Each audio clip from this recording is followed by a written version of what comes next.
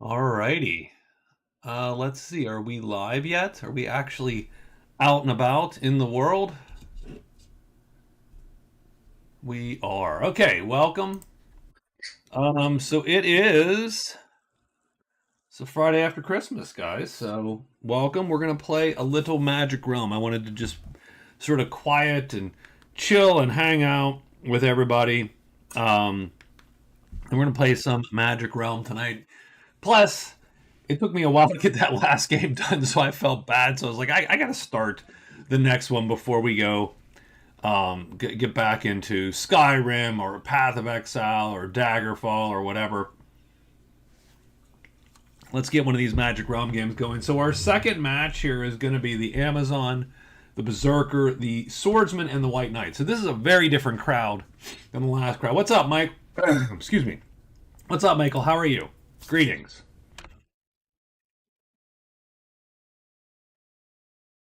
Um, so this is a different crowd.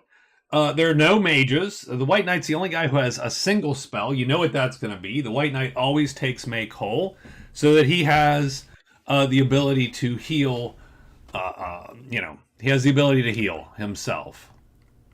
Canada got worse, but I'm good. Well, sir, I think a lot of places are getting worse, so I don't think you're alone there.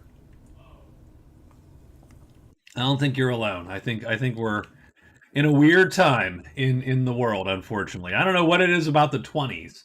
Uh, every every millennia, but it does seem to be a thing. Oh, we did not pick. By the way, we need to pick our four colors from the four color bag here: gray, black, and white. So these are the colors. Every seventh day there is color magic in every clearing. I randomize these because I got bored with it being the same every time. And so what you're going to see is that on day 14, the White Knight's going to be able to cast his spell outside the chapel.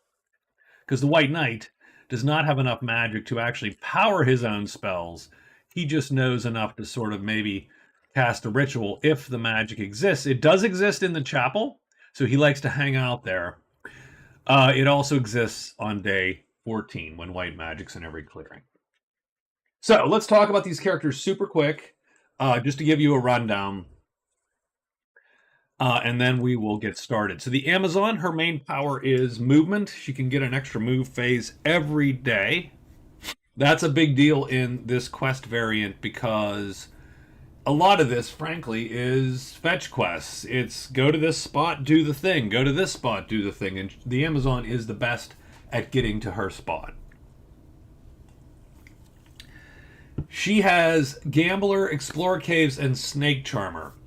Gambler's nice because she can do it right here, right now. She can just spend her first day here gambling with the rogues, and that's going to get her her first point. So she will score on day one, probably. Explore the Caves, I was going to drop when I drew it because you can get one refresh. Like you can drop any quest once kind of thing and then draw another one, but you have to keep what you draw the second time. Explore Caves was a 50-50 for me. I don't typically like to take Explore Caves for most characters because I hate them in the caves. Having said that, the Amazon, because she gets an extra move, is decent in the caves, almost as good as the dwarf. Um, and there's a lot of power with once you explore the caves, you get a lantern as a reward, which gives you an extra phase in the caves. So she would go from 2 phases in the caves compared to 4 outside the caves to 4 in the caves. Um, so that compelled me. Plus, it's 2 victory points, and then I kept Snake Charmer because I call Snake Charmer it's a defensive quest, which means that if she meets a snake, instead of having to fight or make that choice, she can just play the card and get rid of the snakes. Done. So that's the Amazon. I think she has a really good chance. She scores pretty well typically. The Berserker, I have the most trouble of all these characters with the Berserker. He's a big old tremendous fighter. In base Magic Realm, he's pretty much a one-trick pony, which is kill lots of dudes. Kill lots of big creatures like giants and big heavy dragons. Those tend to do poorly. The big guys with the one trick, effectively tend to not do as well, at least for me. The Berserker has Spider Slayer. That's pretty good. He can kill a spider. I kept Ancient Scrolls. I was gonna drop it. What I'm thinking is, so Ancient Scrolls is if you find a treasure with magic on it, you can take it back to any visitor, and he gets to place one right here. He placed. Oops, sorry about that. He placed the shaman at the inn. And I figured, well, that would be pretty good because, hey, Merry Christmas, Michael. Yeah, thank you, and Happy Holidays, Happy New Year's. We will probably drink a little bit tonight to share cheer with the holiday. Right now, we're just drinking sparkling water, but later I will share with you the Isla Scotch that my daughter got me for Christmas. So Ancient Scroll I figured was good for the Berserker because he's probably not going to do anything with that otherwise. He's not going to be able to cast those spells, and so I figure coming back and selling it for double its face value would be a good deal for him. And then he has cash in the Lost Castle, so he needs to go find the Lost Castle. Again, the Berserker is typically the guy of this crew who I'm going to have the most trouble with because I don't play him very well. This is a me problem. If we were breaking up, I would give him, it's not you, it's me, and it is. His powers primarily are the Berserk Chit, which allows him to up his vulnerability to Tremendous, and extra rest every day, which is very helpful in this game as well. The Swordsman, super light, super airy. Can't fight much, but he can run from almost anything. He also I have a little bit of trouble with, and the reason why, he's basically meant for he was originally designed, in my opinion, for PvP as a mage killer. His ability to sort of take his turn whenever he wants allows him to jump people when they're not ready for it, and the best people to jump for him are mages because he can pretty much preempt them, typically from casting a spell, and then gut them. But he's not great at fighting, and since we don't do PvP, and he's not that great at fighting monsters, he typically runs like a thief in these games, which is he goes from place to place, he avoids combat in most cases, and then tries to be an opportunist with the things that he finds on the board. That's what we're going to do. Now, he has Mountain Pilgrim, which is going to take him to the mountains, to the cliff, and the ledges. So these guys right here. He also has Pub Crawl, and I thought about it and I kept it. And I'll tell you why I kept Pub Crawl. Pub Crawl is typically a shit card. I made all these cards, and some of them are based on the Book of Quests, and some of them aren't. But Pub Crawl, you have to touch each of the 4 garrisons. Now he already has the inn, of course. So he has the inn, the chapel, the house, and the guard, right? And he already has the inn. So 1 of 4 already done. Vote for the Amazon, but I've doomed her. She'll never win. The dwarf won his game, by the way. So the dwarf was a winner. And usually I do not keep Pub Crawl. I toss it as soon as I see it because in most maps it is a trap. It is a disaster. It is almost impossible to complete without basically ruining your game to do it. It was him and the Witch King essentially came in first and second. And the Witch King tied with the captain, and we had to use a tiebreaker, which is categories 1 between the two of them. And the Witch King won 3-2 on categories. And so it's the dwarf and the Witch King move to the next round. And the reason I kept it was because the inn's here, the chapel's really close. It's just, boop, you go across the mountain, into the deep woods, hit the chapel.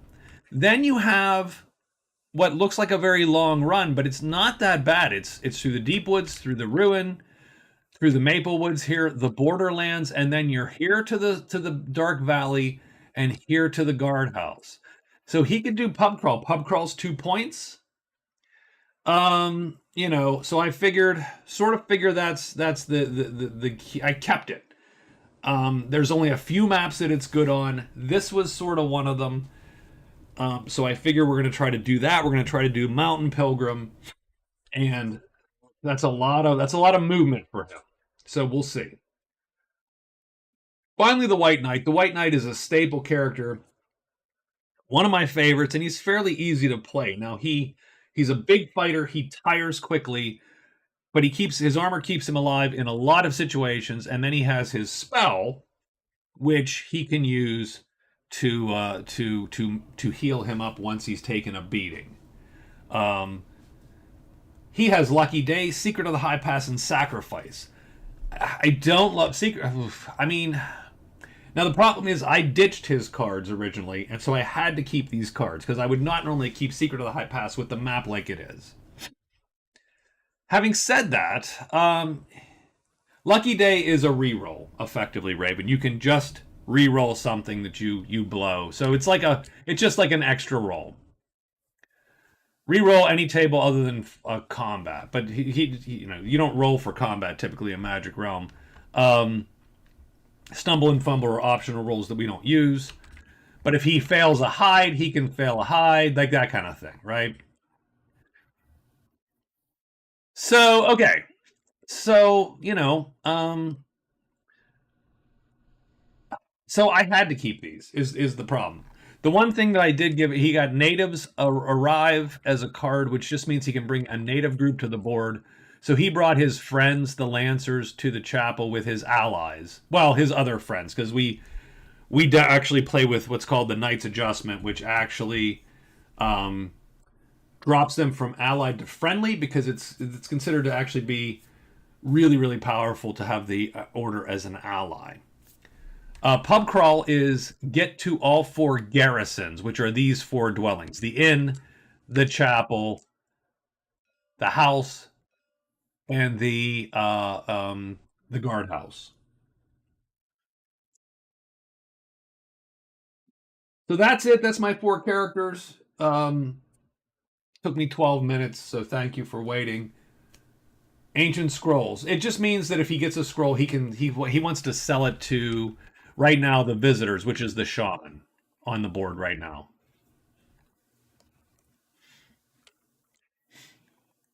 So that's where we're at. Let's get our first turn written. So the Amazon, she has Gambler, so she's going to end her day at the inn. That's her goal.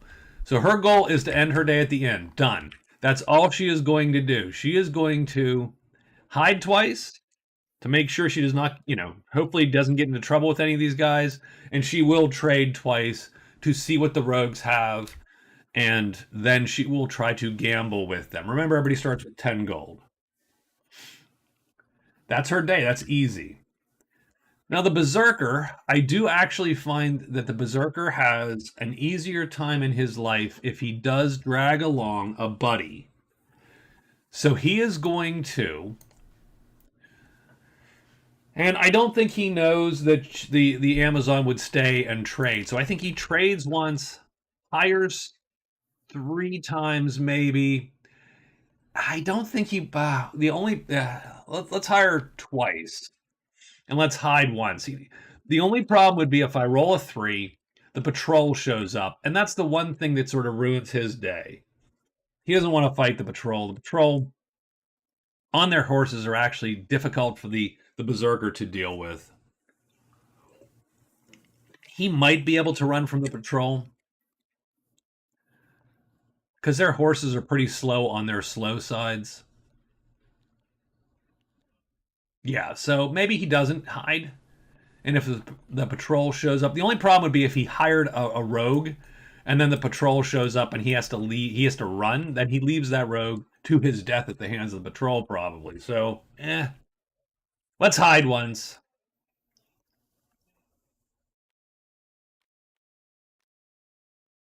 Although that wouldn't technically matter, but yeah, let's hide once just to make sure, and then we'll hire two times. We only need one guy. Largely, what it comes down to is he likes a stooge to be there so that he can easily ready his axe, because his axe on the H4 side is required for him to do a lot of the fighting that he needs to do. Done. Our third character, the swordsman. Now, the swordsman also typically is gonna like a rogue. It allows him to fight more. If he has if he has a rogue with him, and keep in mind that he is friendly with the rogues, as is the berserker, by the way. And he also gets um one die when he trades. So he is a as traders go in Magic Realm, he is way better. I do need this. I'm sorry.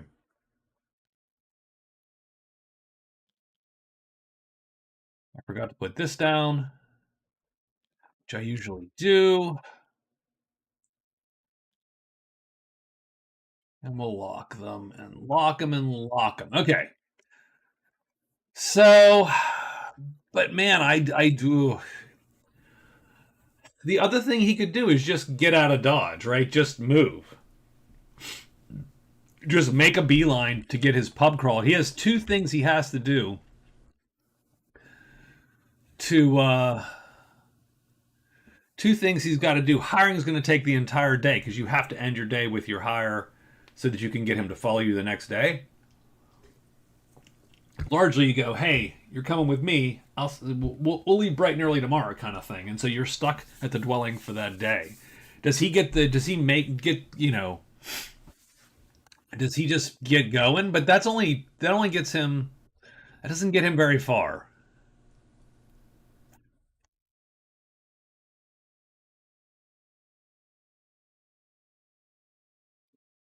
But he doesn't have anything fighty wise. So I think he's going to move. So he's going to actually play it a little bit different than I think I would normally play. And he's just going to move, and then move into the mountain. And the reason is this move L2 allows him with a little bit of fatigue to escape from everything in the game except for the octopus and the imp. Now, mind you, what that means is that you should never end on a 2 or a 6 if you can manage, because the pull is a 6, which is the octopus, and then this 2 is the statue. So he wants to avoid ending there if he can, if he's just going to book it and do a naked move. So done. Now, unfortunately, our white knight here, he has to do exactly what he does every time. He has to trade 4 times because he's going to try to get the Morning Star. That's just basic white knight. That's what he does. So the swordsman can move at any time. He is going to move first. 1, 2, 3, 4, and he is done. Oh, we need a monster ball. I'm sorry. Let's see how bad this is going to be for our 3 ogres, wolves, goblins, and octopi. So we're going to pop here. We get ruins, which is bats, and slither 3, which is snakes. So nothing here in the mountain is sort of a little bit of a dead end. But so we do have mountain pilgrim. So I'm going to do this. I'm going to copy and paste this, and I'm going to make a tiny one, a little teeny tiny, to show we've been here. And we will copy it, and we will paste it in the mountain because he's also been to the mountain. Mountain pilgrim is visit mountain, ledges, and cliff, and he will do that as he goes here. So the swordsman is done, and he's gone first, and everybody else goes after the swordsman. The berserker, well, good that he hit, I think, a little bit.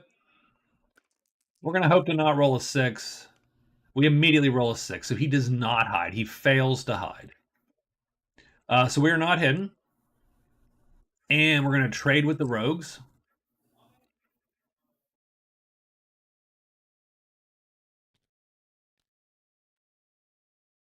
We have the alchemist mixture. Not terrible. The shielded lantern's really good.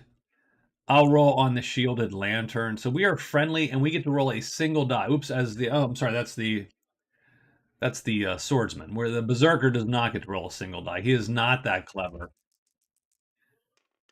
And he gets price times 3. And price times 3 is not going to cut it. That's 24 bucks. He can try to hire. I think I think strangely enough, he's going to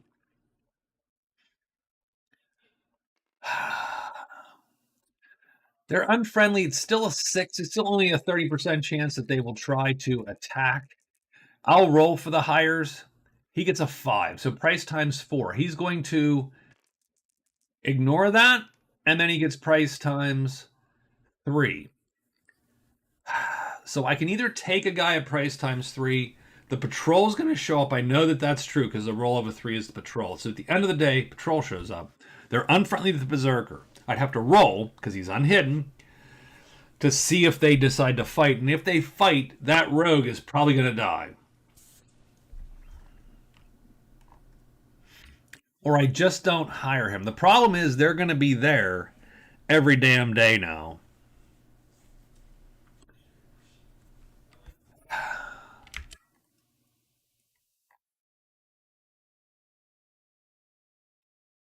And so really what it means is I really want to get out of Dodge. So I will take the hire at times 3. So we're going to hire Rogue 7. So Rogue 7, we took -3, so we have $7 to start. And the patrol shows up at the end of the day. At the inn, harassing the berserker. You ain't around here, are you? The Amazon, she's going to hide twice and trade twice. So let's roll those hides. She succeeds, so she is hidden. So she doesn't have to worry about the patrol. She's going to trade with the rogues. And she has 2 trade phases. So strangely enough, she could also trade with the patrol if she doesn't hate them. She is friendly with the patrol. So she indeed, instead, will trade with the patrol because they actually are her buds. Beast Pipes and Magic Spectacles. She will roll on the spectacles. They are a better buy. At $6, an extra search phase would be awesome for the Amazon. Price times 4. So $6 times 4 is 24. She will let that go. She'll do it again for giggles. Price times 4. Now, done. And she's done. And that's it. And she ends her day right there. And the White Knight is going to trade for the Morning Star. The Morning Star is a fast weapon. It doesn't have the sharpness star that the greatsword is, but the greatsword is slow comparatively. But it's shorter and faster. We don't like shorter, but we do like faster. We trade by rolling these dice on the friendly table. We need a price times 2, but we do get to subtract 1 because of our honor. Subtracts 1 from all meeting rolls, this is part of the meeting table here. So we're going to roll here. So 4 trades, that's price times 3. Nope, we need to get it down to price times 2 so we can trade our sword for it. That's 1 roll. 2 rolls, not good enough. 3 rolls, not good enough. This is why I have 4 of these. 4, not good enough. So literally we cannot buy the damn Morning Star on day 1. I'm going to use Lucky Day right now to re-roll that last one. Let's try to get out of here day 1. So let's re-roll that. Oh, come on. There we go. Done. So we can take price times 2 or an opportunity, which means price times 2 or roll on the ally table. The ally table doesn't give us that much benefit really from where we're at. We're going to take price times 2. That means the Morning Star is $16. We do get to look at the order's treasures too, because even though we know what we're going for, all good. The Morning Star is price times 2. That's $16. We're going to trade our greatsword in. That's $10. And we're going to pay the $6, which leaves us with $4. And that is a good buy for the knight because it does take away one of the biggest vulnerabilities he has, which is he is damn slow. So that is it for our characters today. In day 1, we have to roll for the berserker on the patrol here. So the patrol is going to harass the berserker. I haven't seen you around here, son. And there's like, oh gosh. Officer, I was just passing through, and they're poking him a little bit. So he needs to not roll a 6. He rolls a 6. God damn it. So they're gonna battle him. Okay, well, and it's not that they're super, super tough. It's that they have horses. And the horses, he can kill any of them, any one of them, but there's 3 of them, and they have horses. And the horses essentially give them an extra hit because you have to kill the horse before you can kill the rider. Without, in the base game. But what that does do is, since the fastest horse on its walking side is an M6, and the others I think is an M7, he needs to only play a move 5 to run, which he's going to do. He's going to play this move to run. Unfortunately, that will leave his guy here to try to kill the dudes. And I mean,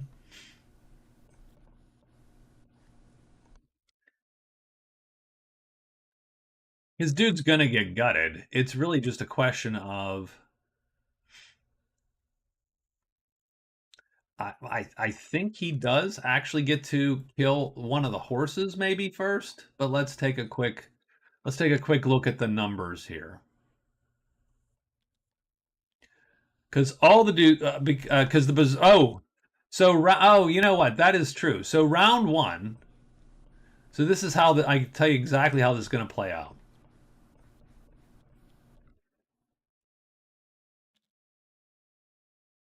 What game am I playing? I am playing a game called Magic Realm. Magic Realm is a board game that came out in 1979 by Avalon Hill, and the designer is a guy named Richard Hamblin,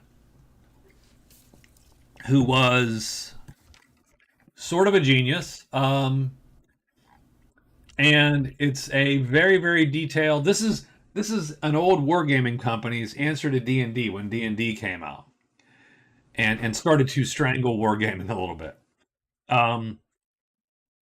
So yes. So what's going to happen is we are going to. So 2 of these guys are going to be on my sheet, and we're not going to do this entire thing because frankly, so 2 of these dudes are on my sheet. This guy I'm going to lure with the swordsman. Swordsman is going to lure this dude here.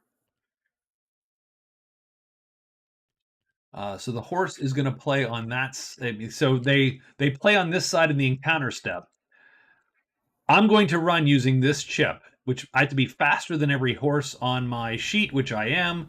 So I run. These guys are off of everyone's sheet for a round because they're chasing me down effectively. Then these 2 guys are going to fight, and we are hoping here to not line up. We're hoping so 3. So what happens is this guy shifts down to here. Does he flip? The patrolman, he does flip. So what happened? Darn it. That's too bad. I had to play on this side. Okay. So what happens is long weapon goes first. Our weapon length is a 4. He undercuts the horse. He does M star damage, which is heavy damage, which kills the horse. Patrolman 2's horse is killed by the rogue. It is a very interesting game. It is, Michael, this is my favorite board game of all time. I have played this game. I got this game when I was 9 years old. I have played it for 45 years. It is pretty complicated. There's a lot of bits to it and a lot of moving parts. The rule book printed. There are shorter versions of the rules, but this is the full rule book. It's 100 and how many pages? Oops, and then I've added a bunch as well, but it's 120 pages or thereabouts. Fairly complex, but there are a lot of videos and a lot of At least you know how to play. At least you need to know how to play Magic Realm and all that. Now, unfortunately, then this guy turns around after his horse gets smacked by Rogue 7 here, and then he gets undercut and killed. So what that means is the Berserker, for running away and leaving his guy to die, is going to get -2 prowess. And again, the other thing you'll notice, I'm not playing the game exactly correctly. I'm playing my own homespun variant. So I'm not a good model citizen in terms of that. The Berserker ends up outside of the inn. The Amazon, I don't make her roll because she's hidden, and she could just hide and let combat sort of play out there. And she is going to end her day at the inn, and she's going to gamble with the rogues. So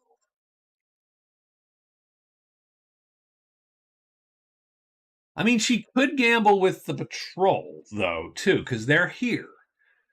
So the question is, what is a better option for her? Because she gains a level of friendliness with them. So she can become allies with the patrol.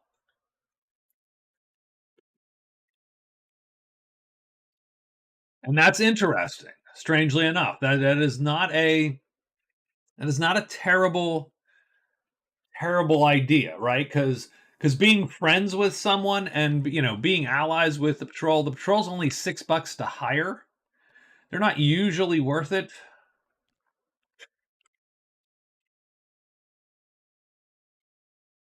And what did they have? I think they had a magic spectacles.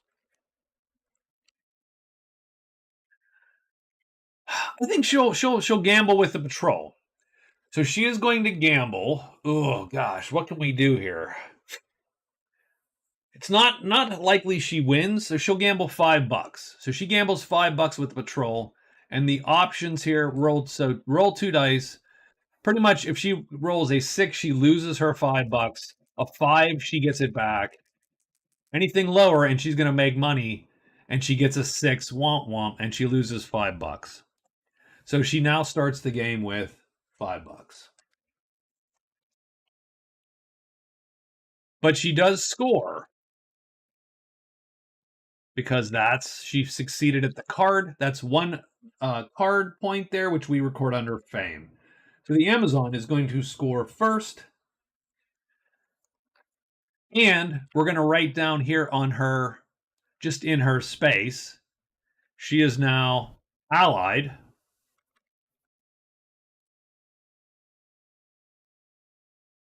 The patrol is her ally.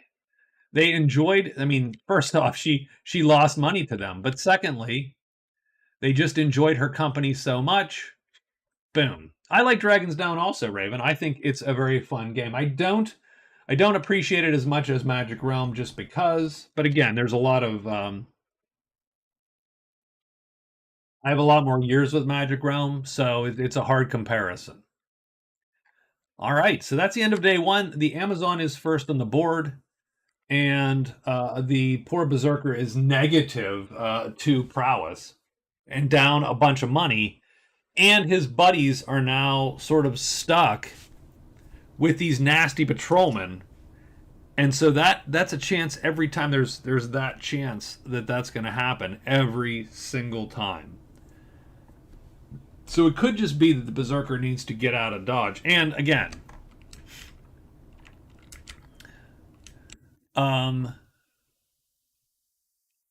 yeah, not great.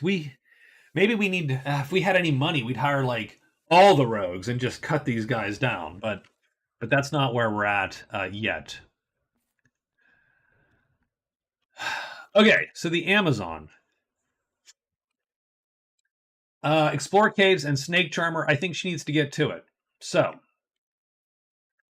she's going to head out, and she can get to here and be hidden. I think that's what she's going to do. She's going to hide, and then she's going to extra move, and then move and move into the mountain. That's her power, right? She gets an extra move phase every day. That's a big deal in this game. That is 28 extra phases, pretty much most days. The Berserker, his pride in shambles, his rogue buddy killed. He's going to get moving here. He's going to go 1, 2, and then he's sort of stuck. Like I don't know that he want. I mean, I suppose you could get a bat. I think we're going to go 1, 2, 3, 4. I think we're just going to go up here into the mountains 1, 2, 3, 4 as well, and just get to it. Move, and move into the mountain. And if a bat comes with a single bat, he's going to have to kill the single bat. Done. The swordsman has a day lead on all these guys. So the swordsman's going to go 1, 2, 3, and 4, and he's going to end up here. And like I said, the nice thing for the swordsman is, as long as he doesn't end up on a 2 or a 6, he can mostly avoid the statue, mostly avoid the pool, and those are the two dangerous spots for him right now in the game. 1, 2, 3, 4, he's going to end up in Deep Woods 4. So move, and he's going to end up in Deep Woods 4. Done. So there's our first 3, and our poor knight has to do his trades again because his trades sucked, although he does get a new quest card because he did burn Lucky Day. And he gets Windfall. Well, that's good for him because he will burn, he'll get $5 at the end of the day. And she has Monster Lure, and we wrote that down. So our second day is ready. Oh, there is by the way, our events. I'm sorry, I did not go over these. Damsel in Distress at the Lair or the Horde. We have to find the Lair or the Horde. Lost Scholar. The Scholar is all the way up here in High Pass 1. And then a storm is coming at the end of the 4th day. If you are sheltered, meaning in a dwelling or a cave, you are safe. If you are not sheltered, you do not get a victory point. If you're sheltered, you get a point. If you're not sheltered, you don't lose any points, but you do fatigue. So everybody ideally would like to be out of the rain, but that's going to be hard to do if you're trying to get moving here. Day 4 is rough. Like, it's a rough day to be everybody sheltering for 4 days. That would not work. But I think we have day 2 settled and programmed. Let's see what the monster roll is. 3 again. Ogres, wolves, goblins, octopi again. And we're going to draw. White Knight is next. I think the swordsman's going to go first again. 1, 2, 3, 4, and he's there. And we see Dank, that's spiders, and Patter 5. Spiders. So the Deep Woods, a lot of spiders. Who has Spider Slayer? The Berserker. So he's all happy with that.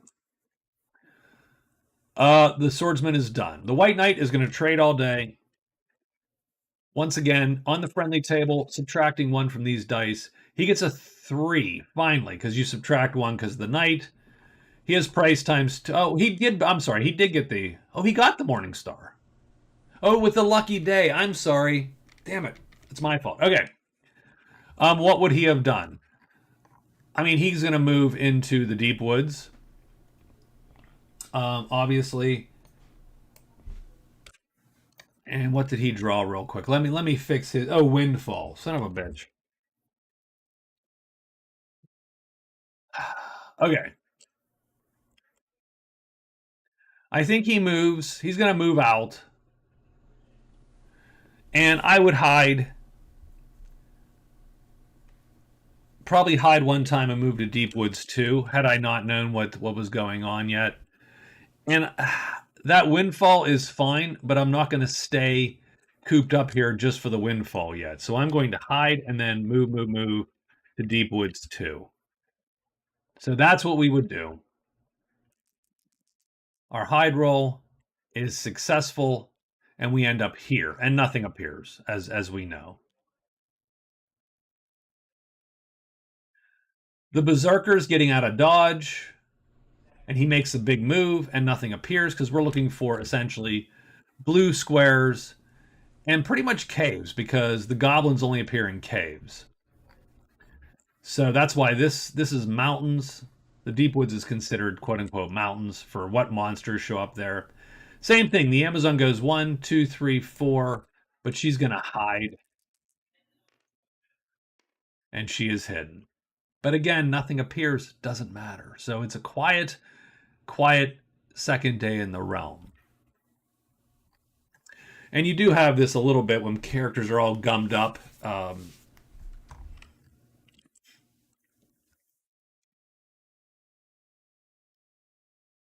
Obviously, day 3, the swordsman is trying to make his spots here. So he's going to go 1, 2, 3. Now these guys are rough. These ghosts, they always are prowling. So they would, if he goes here, the ghosts will jump him, and the ghosts are killable by the swordsman. 2 ghosts are killable by the swordsman, but that fight can go awry. So I think instead we're going to go up into the ruin. So that's what we're going to do. But I'm sorry, on day 3, let's do the Amazon. Let's do it in order. Amazon's writing her move first. Amazon is trying to get to the caves. So 1, 2, 3, 4, and 5. She can get up to 2 spiders. I think the Amazon can kill spiders. That's one of the things that she's actually pretty proficient at killing. I don't want 2. I'd rather not have 2. I mean, she could hide and just go 1, 2, 3, 4, right? Hide 2, 3, right? She can get to here hidden. 1, yeah. So maybe she does. Maybe she's going to. So the Amazon's going to hide, extra move, move, move, move, and she ends up in Deep Woods 4, I believe. If she does that, so she's gonna hide 1, 2, 3, 4, and her extra move is 5 into Deep Woods 4. Done.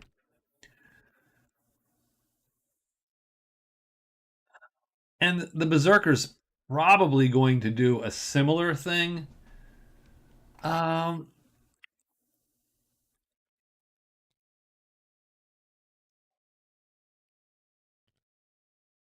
I'm not afraid of spiders, but I hate 2 spiders. The Berserker is one of those characters. He's like, I think the Amazon has sort of a similar thing, but she has better armor.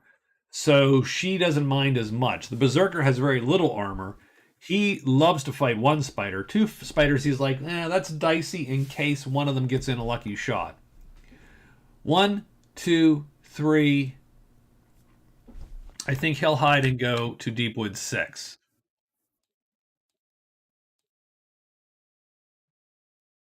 And that's another reason why having the guy was useful. But he wants to kill spiders. That's a point for him. So he's all in. The swordsman is going to go to Ruins 1. So we're just going to go move, move, move, move into the ruin. Is he just booking it? And then the White Knight, I think,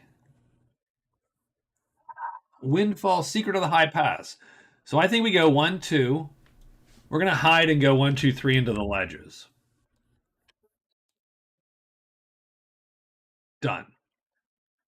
And that's it. That's our crew. Day 3. I don't know if many of us are going to be sheltered here at the end of this day. 2 serpents and demons. Oh darn. Oh well, because the Amazon is leaving this tile, but oh well.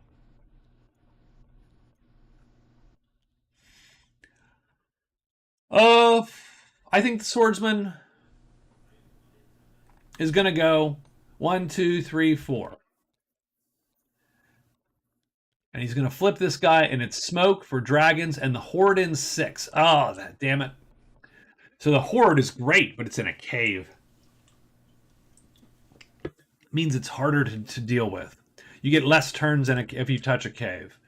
So the swordsman is done. The White Knight is going to go hide, and then 1, 2, 3. So let's see if he's hidden. Anything but a 6 succeeds, and he is hidden.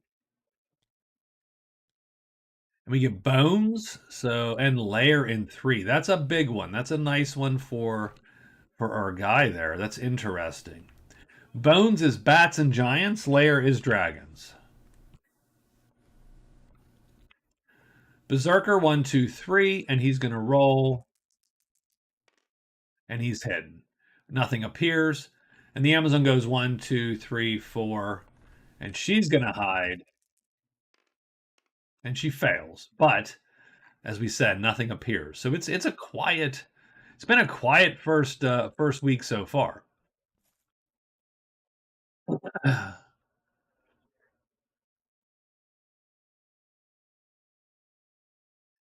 But today the storm is coming. So at the end of the day, we're going to check where everyone is.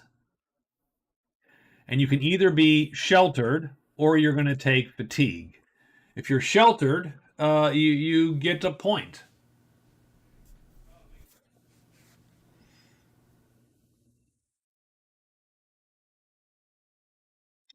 So the question is, does anyone change their move or thought process?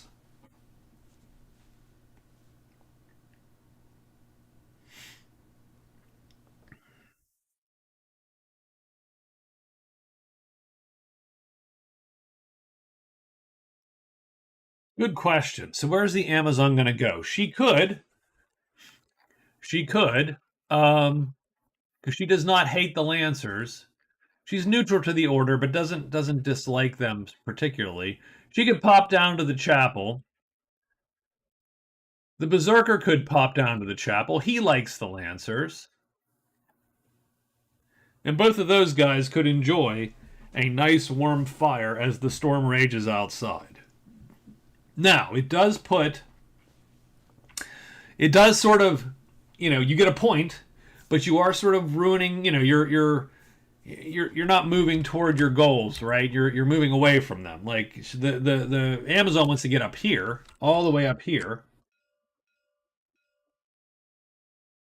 And this is a slight detour. And she's going to end her day here. Same thing with the Berserker to a lesser degree. The Berserker wants a spider, so he probably is going to stay around here more so to get that spider. So,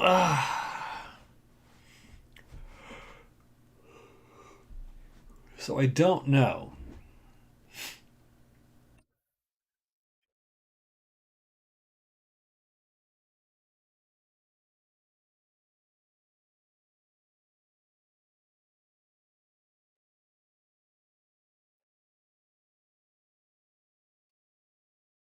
And the Amazon has an extra move. It hurts her less, I think.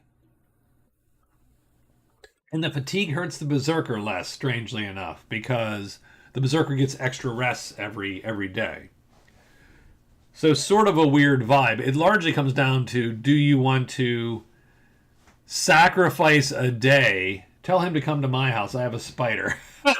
He goes, done. I get my point. He just squishes it with his hand.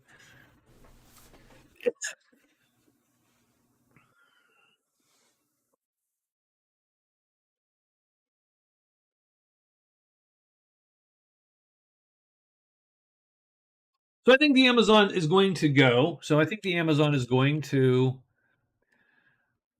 she's going to hide twice.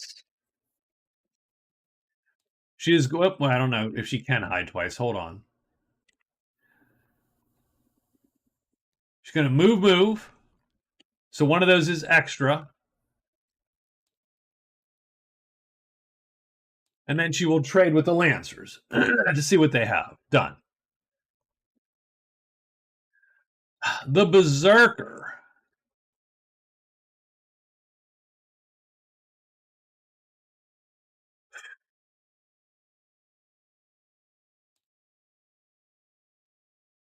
I think I would love for him to stay out and try to catch a spider. Now it's only a 1 in 6 to catch a spider out here, which is problematic. Um, but if I go to the house, I'm going to roll a 5, which is going to bum me out.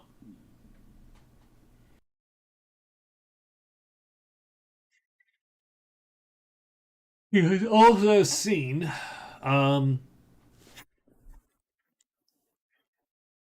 he has seen the lair. He's seen the horde come up. Oh, and the lair. I think the lair came up first, right? Yesterday.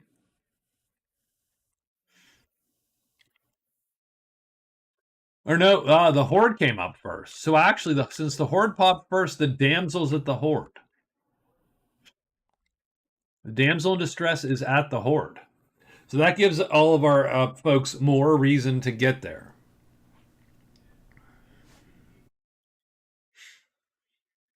Now the horde's dangerous. The dragon in there is a killer of most of these characters. He is dangerous to almost everybody.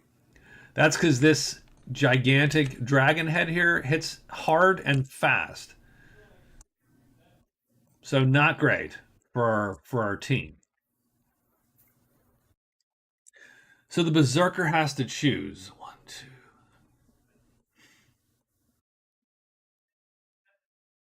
So I think the berserker is going to hide and move to Deep Woods 3.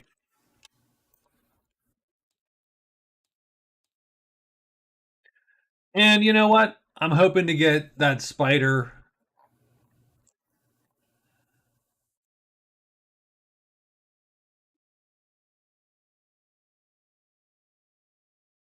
Or do you just go get your point?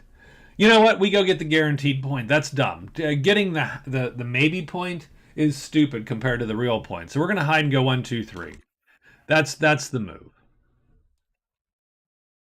It's a little bit boring, unfortunately. I apologize, but you get the point that you know you can get. The swordsman. The swordsman. So how do we get the damsel out of danger here? The damsel is end of phase unhidden in her clearing to free her from her chains. She then becomes your follower. So the swordsman is going to move and move to the horde. If he needs to, he'll run out. And the white knight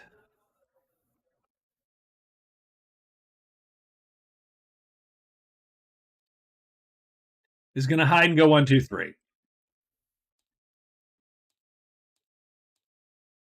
And does he end up at the lair? I think he ends up at the lair. Yes.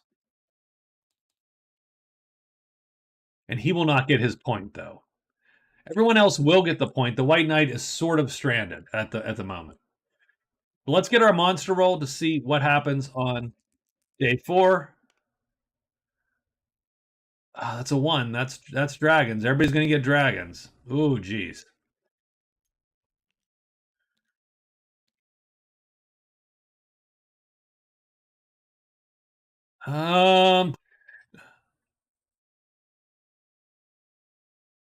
Swordsman, I suppose, is going to go, even though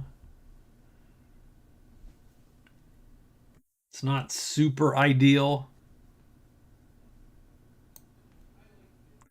And we're going to charge on in there and grab the damsel. Because all we got to do is end our day there. But the problem then is we're going to get both these guys and these guys. So both these groups of dragons then come running to stop them. Now he can get away, so I'm not super concerned.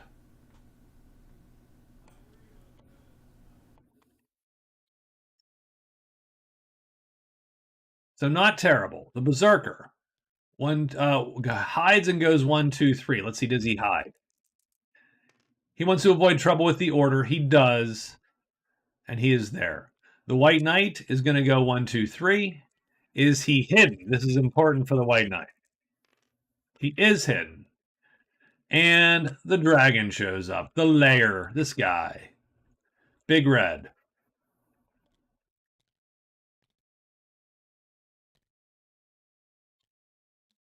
And the Amazon went down here. She's going to hide twice. I didn't take her move. That's fine. She hides, and she does. So she is hidden here. She's going to trade with the Lancers.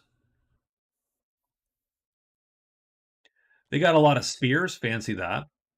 They also have the Ointment of Bite and the Good Book with spells in it. She'll roll on the Ointment of Bite, which is $5. And she's friendly with the Lancers. 6, so no deal. That's the end of the day. The dragons come and threaten this guy, but we're going to play. So the damsel has a dwelling.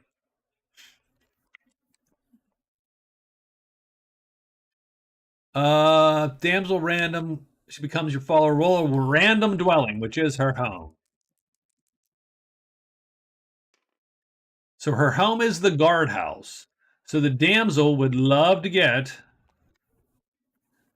to there. That's where she's trying to get to.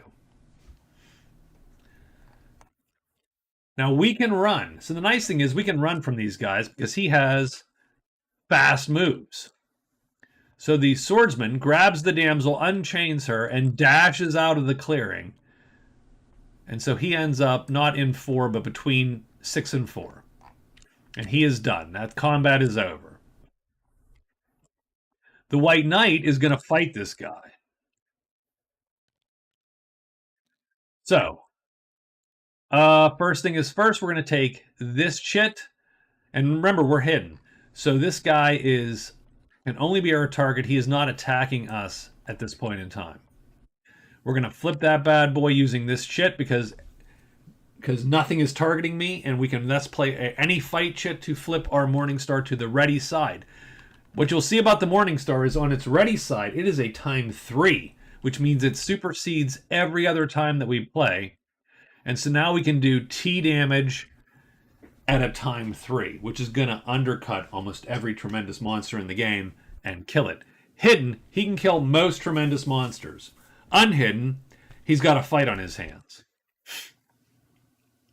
So the White Knight starts hidden and leaps out, and frankly, this is an auto kill if the White Knight starts hidden. Dragon goes down to there. Tremendous creatures cannot flip, so he doesn't flip. This weapon attacks at a time 3. It beats this time 6. And he does tremendous damage and kills the tremendous dragon. So that is so T dragon. That's 10 points of prowess. And the White Knight is now winning the prowess category for 2 points. Done.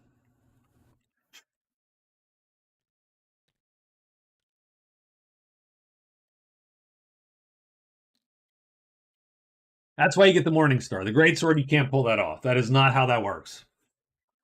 He has a hell of a time killing the dragon with the Greatsword, though he can still do it because he can do a T5. So he is done. This guy is done. Everybody is done. And now we're going to do the storm. So the storm comes. The Amazon gets a point.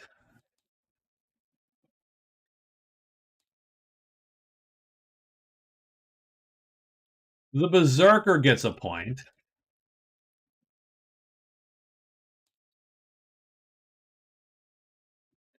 The Swordsman did not end his day in a cave. He fled a cave. So he does not get a point. The White Knight does not get a point. Instead, they have to fatigue.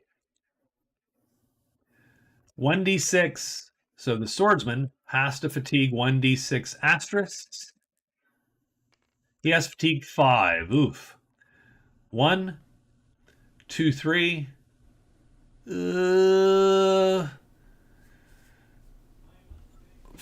4, 5. Well, that's 5. Done. The White Knight must fatigue 4. That's fine. He's going to fatigue 1, 2, 3, 4. And done. And so now our scores are 2 to 1 to 2. like that. So that's the end of day 4. We got 2 to 1 to 2, and we are.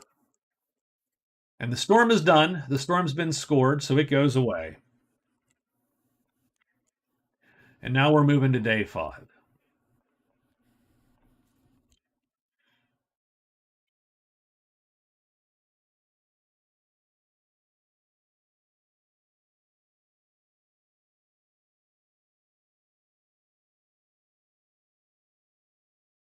So I think the Amazon is she's going to move. She's going to get moving here. But we could get our monster lure rolling.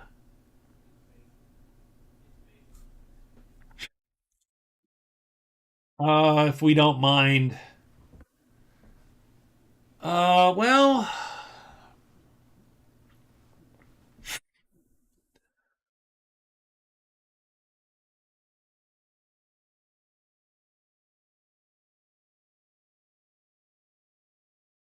and the other question is, do you take a detour? So the Horde and the Lair are both the best, some of the best treasure sites in the game. Do other characters want to try to take a detour to try to get that done or not, or do they just go, I'm good. I got my stuff to do. Like I think the White Knight is taking the detour. He's going to try to find the lair and spend a couple days there. The swordsman, well, he got chased out of there, but he might have spent a little time at the Horde. But instead, he's going to run to take his damsel back to any dwelling, but the guardhouse probably, because he's on his way there anyway. Um,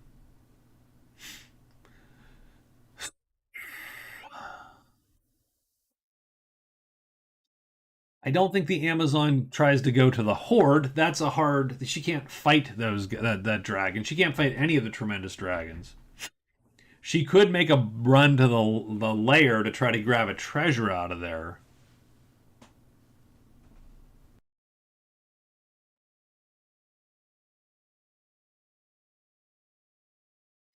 But I don't know that that necessarily helps her that much unless it's a really good treasure. So I think what the Amazon is going to do is she's going to one, two, three. She can either hide twice and end up here, or she can hide once and end up here. And then what she's going to do is play her monster lure card to lure the ghosts to her. And when she kills the stack of ghosts, she's going to get a point for using the monster lure. That's her goal. But she does want to be hidden. Hiding once gives you a 70% chance to hide. Hiding twice gives you a 90% chance to be hidden. So I think she's going to take the closer to obvious chance. She's going to hide 2 times and end up in Deep Woods 2. Hide, extra move, move, and move, Deep Woods 2, and then she'll use the lure. Done. That's her goal. The Berserk. I mean, I think he's going to also do a similar thing, but not deliberately. He's gonna hide once, go to Deep Woods 2. He's hoping for spiders to show up, frankly. The swordsman has to get out of dodge, so his first move has to be to 4. So he's gonna move 4. 1, 2, 3, 4. He's gonna end up in Maple Woods. Move 4. Move, move, and move into the woods. Done. And then finally,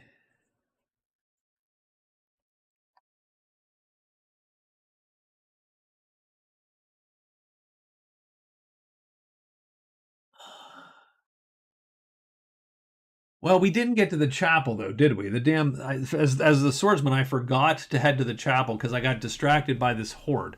Although I was on my way there anyway. 1, 2, 3, 4. You know what? Let's go 1, 2, 3. Let's do that. Let's go 1, 2, 3, 4 to Deep Woods 3, because we can return her to any dwelling. It's just whether or not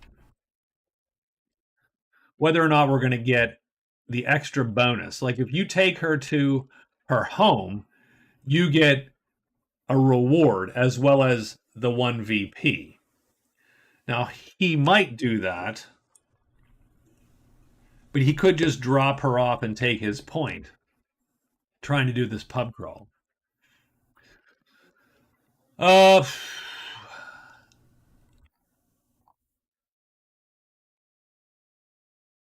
I think the knight. So the knight doesn't want to get ambushed, so he's going to hide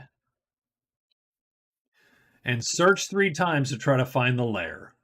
And the white knight also gets rests every day, so he's going to rest. That's his sort of superpower too. He's going to rest. And that's it. That's where we're at. That is day 5 is going here. Let's see what monsters appear. 3 ogres, wolves, goblins, octopi again. Swordsman will go 1, 2, 3, 4. Nothing appears. The white knight will go. The white knight hides. Succeeds. So he's hidden. Going to search 3 times. You're looking for a 4 or a 1 when you search. In Magic Realm, you roll 2 dice. You take the highest number, the worst number. And we got a 4. Bam, done. So he finds the lair first thing. Very good, very good. Usually not that lucky. So we hid, we found it. We get 2 loots of the lair. We roll 2 dice, take the highest one, of course. We take the 4th treasure card out of the lair. That is the sacred statue. It's a white magic. 1. That's pretty good for him. And he'll loot 1 more time. And he gets the 2nd treasure in the pile. And it is the glowing gem. Not as good for him, but sort of good nonetheless. So we have the sacred statue and the glowing gem. I like to take these points off when I remember it because I like to be able to just arrange the cards. Sacred statue is good because the white knight can actually learn this spell. And he's the only character right now on the board that without a special quest can learn a spell. And so that's 2 points for him if he can do it. But right now, he is winning because he has a single great treasure. He is winning the great treasures battle here. And so that category is going to give him another 2 points. And so at the end of the day today, he's 4 to 2 to 1. And now he is going to rest this guy and give himself an asterisk back. Done. I don't think anything appears because we're looking for goblins. And, they don't appear in the mountains. She's going to go 1, 2, 3. She's going to hide 2 times. She needs to roll anything but a 6 to be hidden. And she does roll anything but a 6. So she is hidden and she's done. And the Berserker is going to end up with her. And he is also hidden. And that's the day. But the Amazon is going to use Monster Lure. She's going to draw the monsters to her. Now,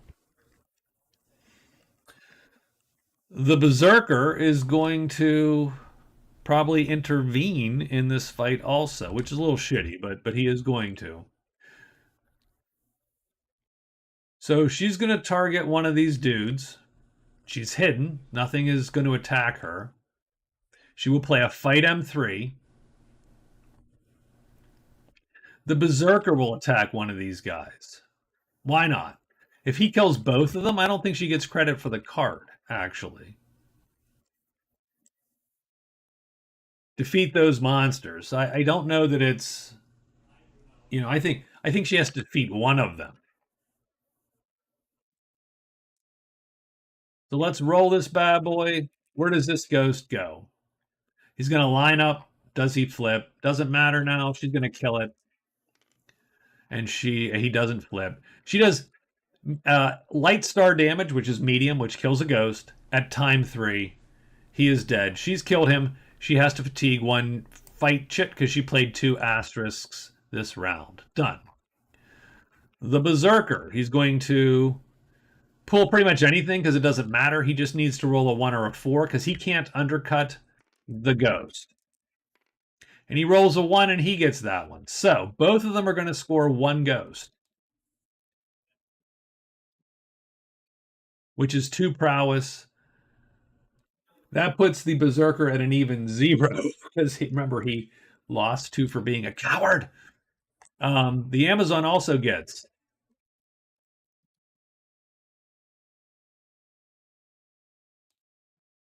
and she has 2 prowess now.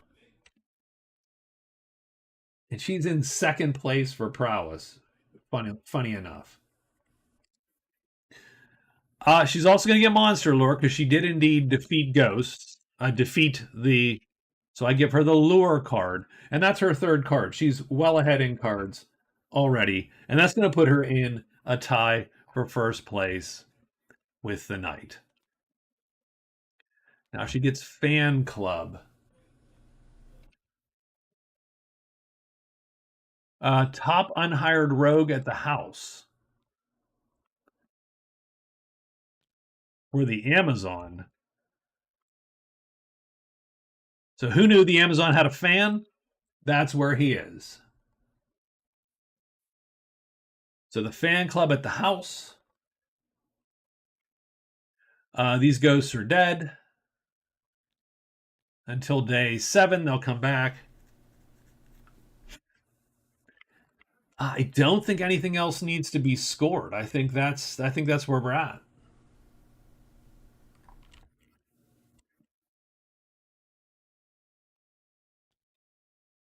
So that was day 5, and now we're writing day 6.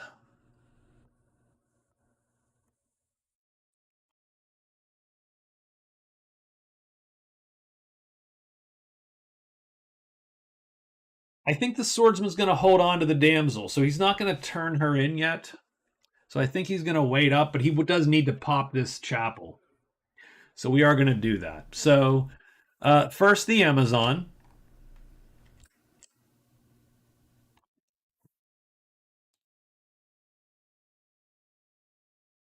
So I think she is going to 1, 2, 3. So she's going to hide, extra move, and move into the woods.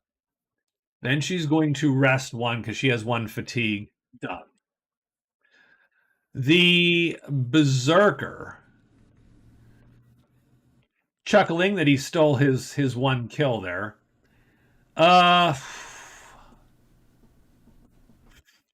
These are not good fights for him. These are weirdly bad fights. Any one of these dragons, I think I would take the fight. This one's a shit fight for him, but I would still. I mean, he's not going to die to most of these typically. This guy he could die to. That's the move that kills him. If this dragon gets that shot with the head and that head flips, done. Definitely the Berserker would want to only do that, like he could do it alone, maybe. The problem is that dragon hits him every round, so he doesn't like this guy at all to fight. It's not bad on that side as much. But this head, it's like getting pinned down with the big giant body and then the head just pounding away, hoping to flip. And once it flips, it does tremendous damage, and then it kills or grievously wounds our Berserker. So I think he wants to stay away from that guy. And the Berserker doesn't want this, because again, he's going to fight 2 of them. While in the meantime, this dragon's picking at him as well. So not great.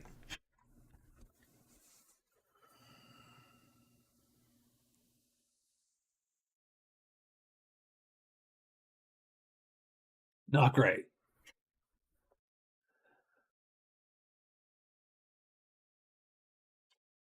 The other thing is I'm getting a sneaking suspicion that the damn Lost Castle is up here in the crag, which is a nightmare for people to get through. So I'm not super fan of that either.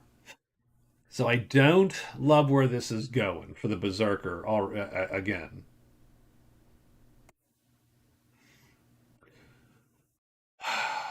I do want to get that Spider Slayer, but I'm very worried about the cache in the lost the hidden cache in the castle.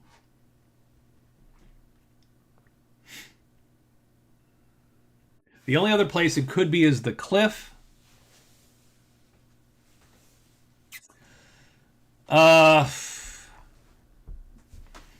To get there, we have to find this path right here, which isn't impossible, but it does put us in danger of getting jumped by these dragons. Is largely the key there. But this is a very important pass to find typically. Ruins 1-5 is one of the ones that I try to find because it typically, weirdly enough, separates two major paths in the realm. And in this case, it does indeed also separate two paths in the realm. What it separates is sort of this line, the cliff line, with the line that the Amazon and Berserker are on, which is the deep woods. Sort of, it almost separates the board into two halves. Now, you could always go through the borderland. The way the boards are constructed, everything goes through the borderland, so you could always switch up lines on the borderland. But that typically means you're going through a bunch of caves, and that usually adds a day or more to your trip, if not two. So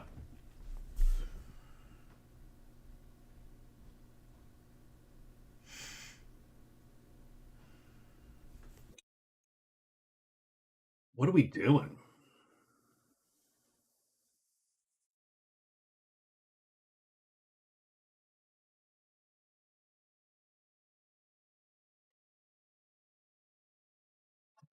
All of a sudden, for the Berserker, I want new cards. I do think I'm going to run up to Ruins 1. So I'm going to hide twice.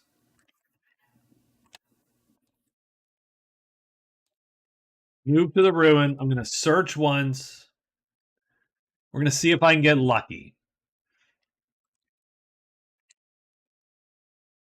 The swordsman is going to go 1-2 to the chapel. So move to the chapel. And then we are definitely hurting because of the rain there, but move, and then we're largely going to move back.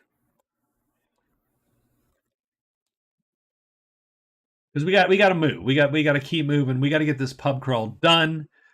That's sort of where we're at. The knight is going to hide and then search, and then extra rest again. Same as before. So let's get day 6 executed here. And we get spiders and imps. Swordsman will defer to the end today. Oh man, the Berserker is just not getting any luck. So the Berserker goes up here. He's going to hide, which he does. He's going to get a search done. He's looking for a 1, 2, or 3. That was neither of those, and he is done, and nothing appears. The Amazon. Moving into the woods. She's going to hide. She needs anything but a 6. She gets a 6, so she is unhidden up here. And it is ruined. So wolves. Wolves are going to come on a 3. She is done. The knight hides. He doesn't. He fails. He's going to search 3 times, which means 3 loots. There's a good chance of pulling a treasure or 2. That's the fail. That's 1. Fails twice. I shouldn't. Why did I even say that? He's going to fail 3 times. He gets the 5th card. So he does get 1 card out of those. Oil of Poison, which adds a sharpness star for 1 combat to his weapon. That could be useful maybe in some fights. Typically not, but maybe. It's a pretty crappy day for the knight. We're going to go 1, 2, 3, 4. We hit the chapel. And we're going to draw the damn spiders. 1 on us. 1 on our buddy down here. Or 1 down below, to the south of us.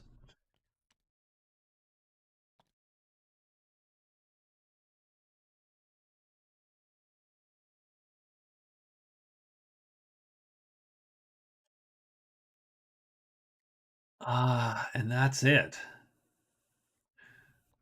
Not great to be fighting in our condition. We're a little bit winded from before.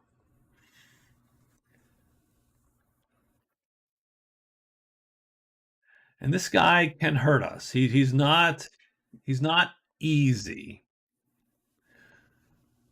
But we can play like this. And so that's because the weapon speed is better. So we get to play the weapon speed. Oh, I so wish I had this chit right now. I can. Okay, that's fine. That's fine. It's all good. Okay. So this spider's coming at us. We can do M star damage, which kills a spider. Spiders are heavy. M star is medium plus. That's heavy damage. The spider's going to go down to here. Spider is going to not flip. The spider is going to miss us. We are going to miss it. That is the first round stalemated. And that's fine. We are going to... I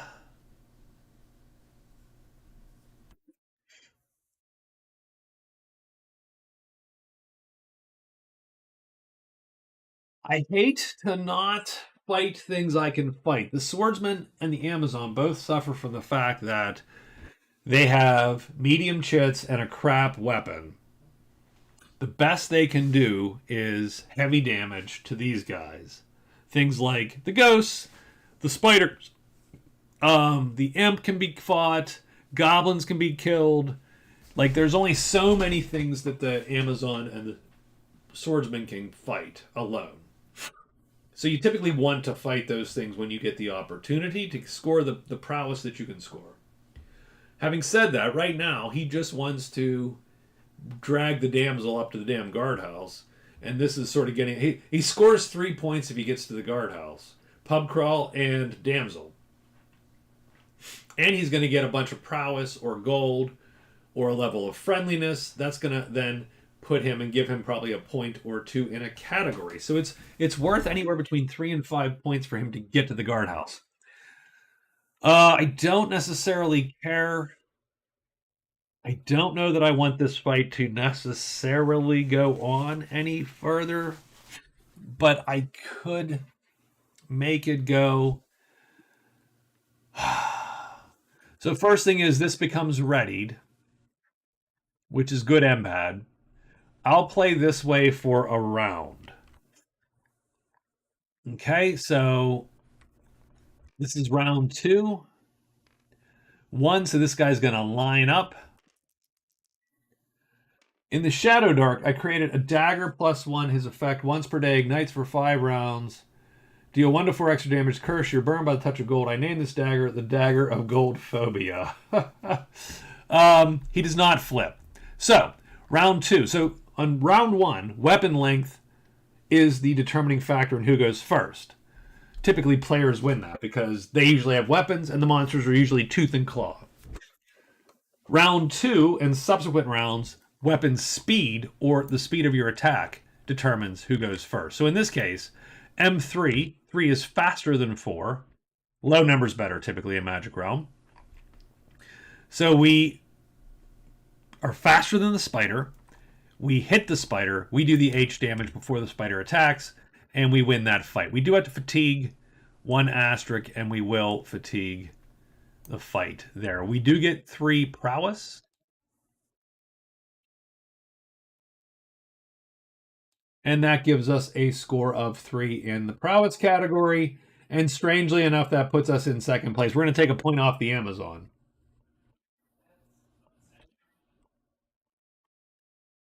Done.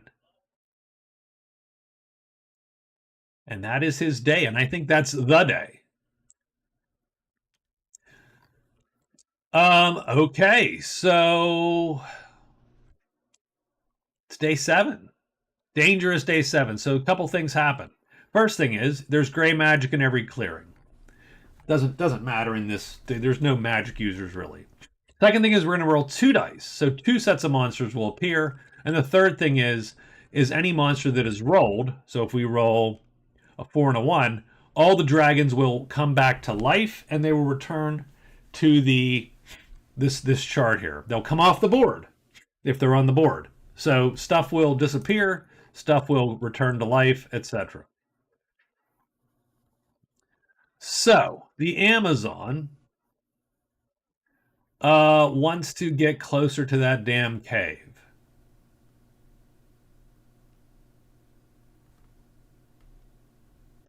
So she's going to hide and then move to 3.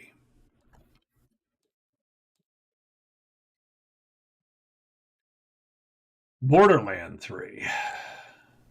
And that's an extra move. So she's going to hide, move, and then extra move to Borderland 3.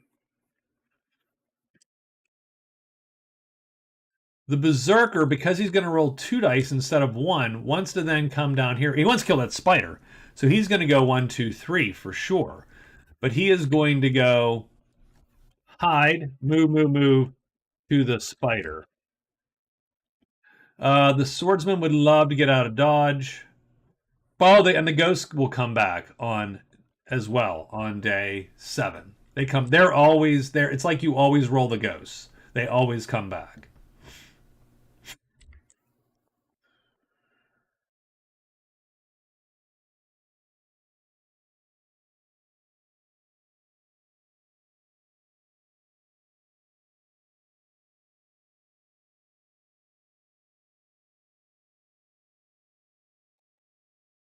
And he wants to make a move too. So he's going to go 1, 2, 3, 4. He's just going to run to the woods. The swordsman is move to the woods. That's all. He's just moving to the woods. Heck with it.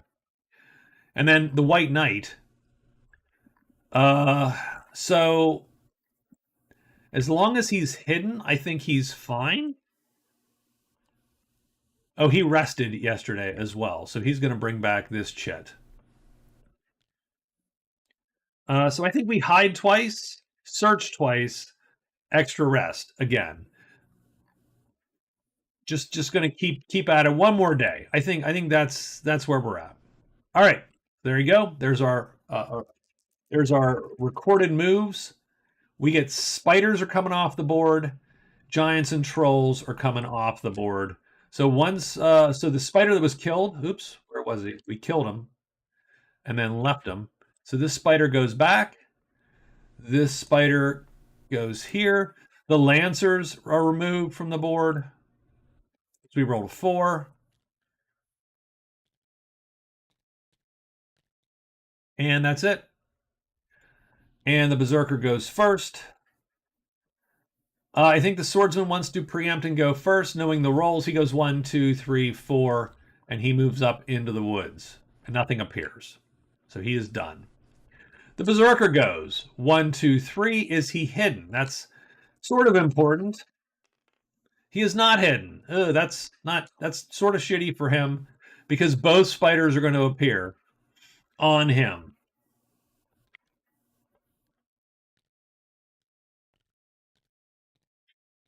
I don't love this for the Berserker. This is not ideal. The Amazon goes 1, 2, and then we're going to see if she's hidden. And she is. That's good. What appears? Trolls and Flutter 2, bats and dragons. But she is going to get trolls. Oops, those aren't trolls. Those are goblins. 2 trolls, and they're heavies. And they accost our gal. But she's hidden, so she can avoid them if she needs to. She does, she can't kill them. Need more dragons. White Knight, we killed one. Hides. There's really not that many dragons in the game, if you think about it. There's 2 flyers. There's 1 dragon. There's the tremendous, and then 3 tremendous. There's really only 6 dragons in the entire game, so keep that in mind.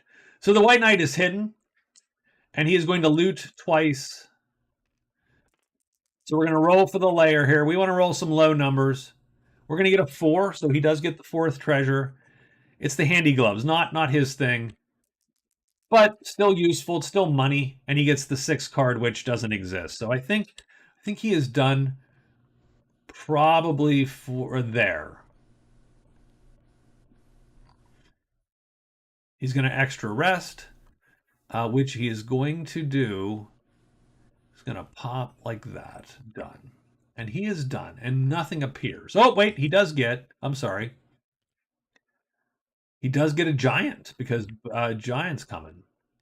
This is an auto kill for him if he's hidden, by the way. So this is good news for him. The one I'm worried about is actually the Berserker today. So we got 2 fights. The Berserker was unhidden, I believe. I believe I rolled a 6 for him.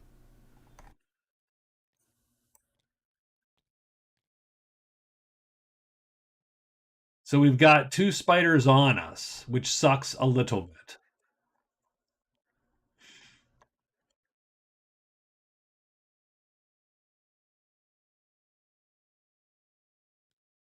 We're going to play as fast as we... well... We're trying to avoid this, T6. So we're going to... For...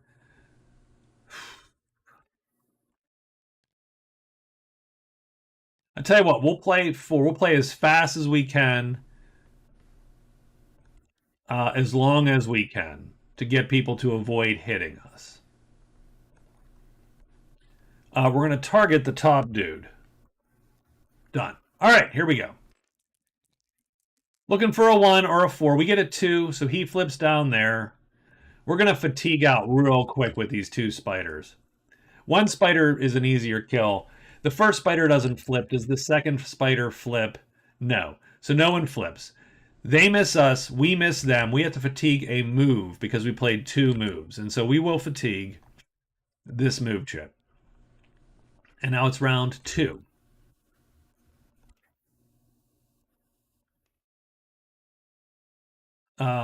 We're looking for a 1 or a 4. That's pretty much it. It's a 1/3 chance to hit. 1. Perfect. Oh, our weapon is actually readied now. That's good because it's a 4 now. So that's a better deal. So we're going to hit our guy. This guy goes to the bottom. And does the first guy flip? I don't think it matters. It doesn't. He doesn't flip. The second guy doesn't flip. So what happens? Well, everyone's attack is a 4. So they all go off at the same time. But our attack is longer, so we go first. We hit and kill this spider, doing heavy damage, plus a sharpness star. Tremendous damage. That spider is dead. This spider is going to miss us because he does not beat our speed, and he doesn't line up. Done. Because we played 2 asterisks, our weapon goes unready because we hit. Because we played 2 asterisks, we have to fatigue another move. Let's fatigue.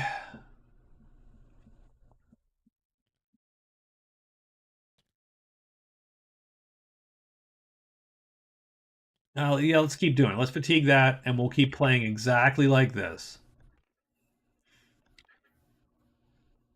Okay. Let's just get lucky and just let him out of here with no problem. No, that's a 2, so he's going to flop down to the bottom. And does he flip? Yes. Okay. It's not a huge deal. He's going to miss us because super slow. Done. We miss him. Our weapon gets readied again. And we have to fatigue again. So we're going to fatigue this guy and bring this guy back.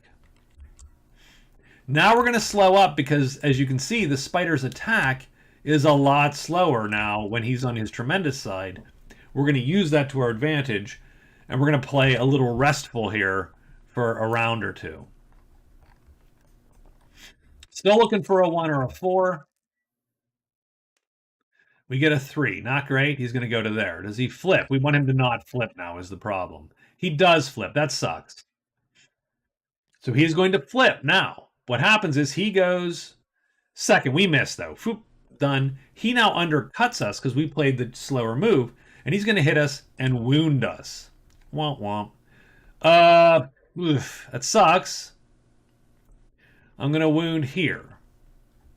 I don't have to fatigue, but but I have to wound, which is not a good scene. So we are going to return to playing like this. Okay? At least for a round or two.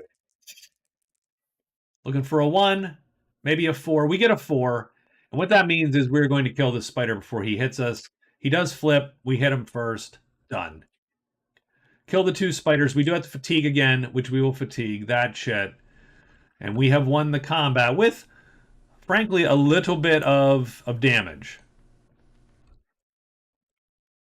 We fatigued 4. We wounded 1. We score 9 prowess, 3 and 6, because everything you kill subsequently is multiplied.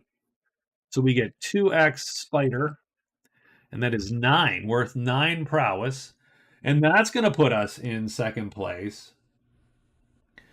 The Berserker finally takes his place as the actual guy who's supposed to be scoring prowess. And that's going to get him his second point and knock the Swordsman back down to 0. In addition, we're going to score Spider Slayer because we slayed a spider.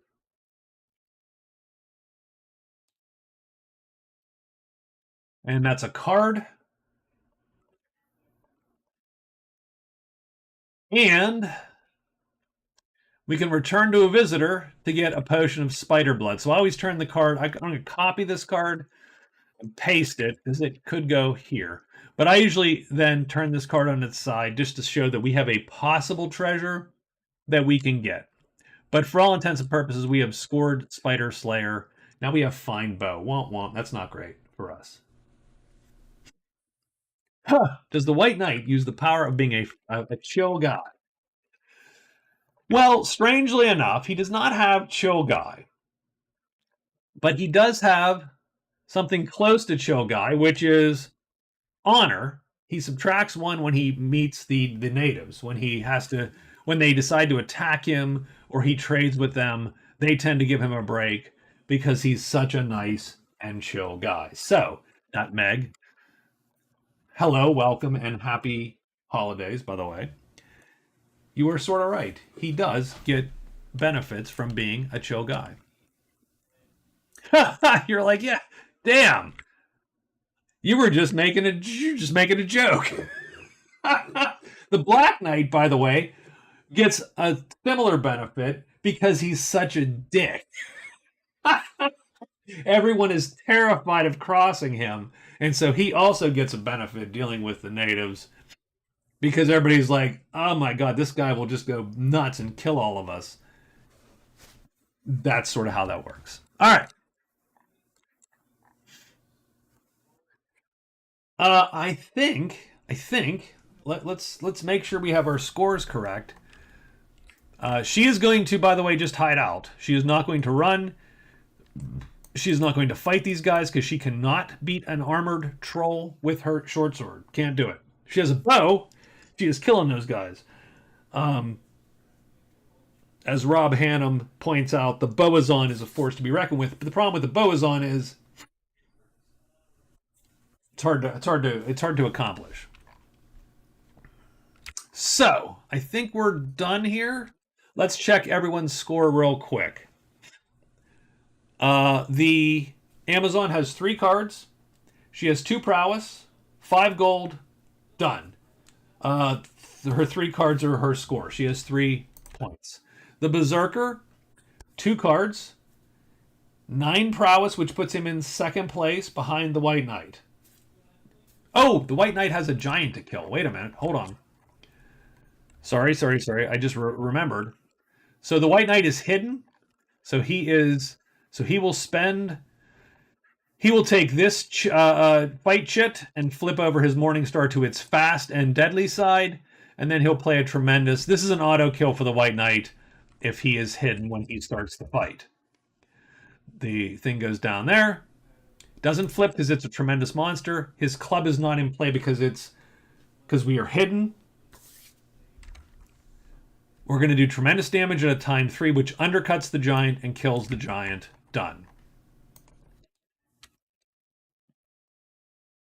So I just wanted to make sure he scored his 8 more prowess. Remember, if we get 60 prowess, 70 gold, 3 great treasures, or 3 spells, we are going to, and I still haven't made this chart, by the way, we are going to get a bonus point um, done. So, Giant is an easy kill for the knight. Definitely an easy kill for the Morningstar Knight, an amazingly easy kill for the Morningstar Knight with starts the combat hidden. Doesn't matter. The Berserker still gets second place in prowess. That doesn't change that. So his score is good. The Swordsman is blanked so far, but he is working on it. But boy, he got just hampered by that storm and exhausted a little bit because he had to run out. If you remember, he was in a cave. That was the goal, to be in the cave, get the damsel. But then the dragon showed up and chased him out into the storm, and so they had to weather the storm. That's sort of how I'm picturing it in my headcanon. My money on this round of the tourney is Amazon and the White Knight. I would absolutely bet on that, but I think the Swordsman has a shot. I always have a hard time with the Berserker. I don't hate the Berserker. I like the Berserker. I think I just suck at him. Anyway, White Knight, no points, but he has scored. He has 2 points because of his prowess and 2 points because of the great treasure that he has. No one else has any cool treasures. Just the knight has the sacred statue. So that's going to give him 4 points. Done. That's where we're going to end week 1. Let's see what time it is. It's only 10, 12. So I do want to take a break real quick at the end of the week, sort of rest up a bit, grab something to drink. Then we're going to do week 2. So let me dump that and that. So that's where we're at so far. We're gonna grab a drink. We'll be back in a little bit. Give me 4 or 5 minutes to hit the restroom, grab a drink, and I'll be back. Please stay put.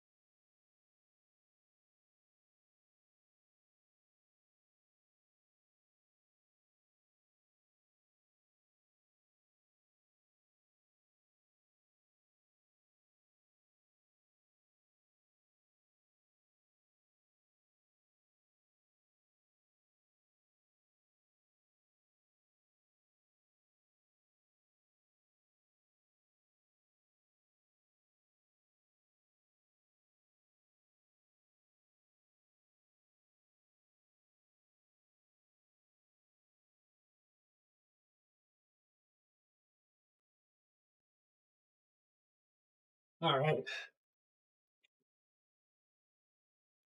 4 minutes or five? I don't know. Was it 4 minutes or five? I count four. Blackberry bourbon. Nope, not we're not there yet. Um, I just actually brought in some carbonated water. That's literally what I grabbed.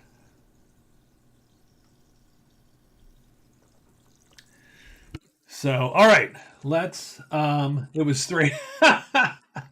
You should have taken the under. Should have taken the under.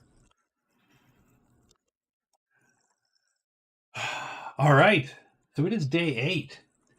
We've got a decent game. I don't think the swordsman is as behind as we think he is because he is carrying 3 points in his hand. Right.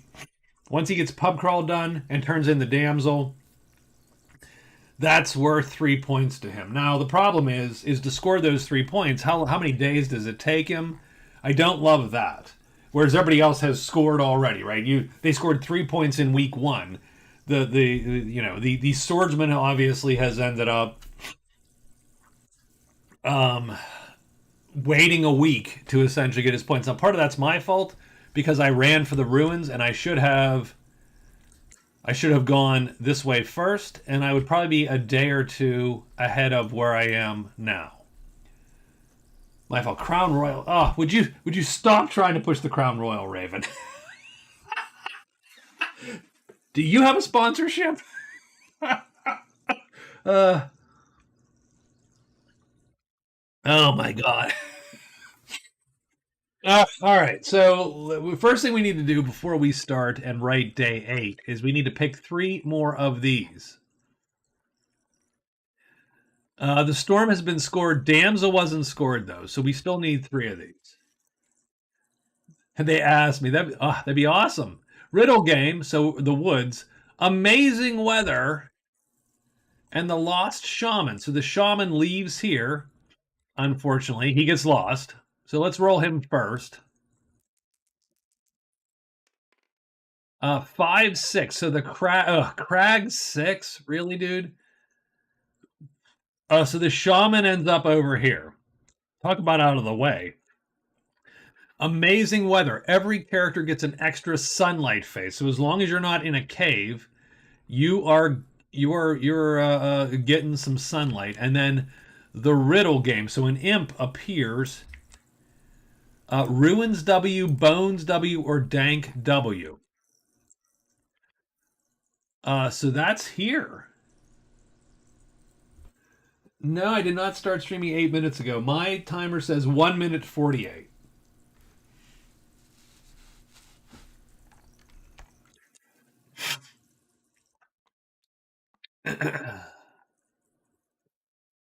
So yeah. So very strange.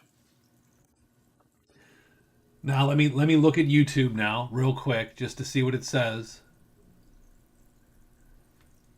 It's not telling me actually. It's not telling me how long it's been.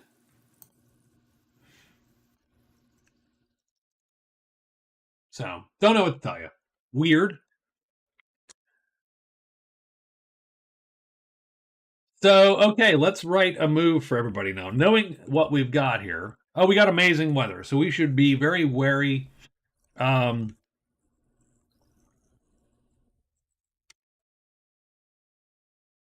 I always worry about this one because sometimes it's easy to forget. So I'm going to make a little card that I can put on everyone's sheet.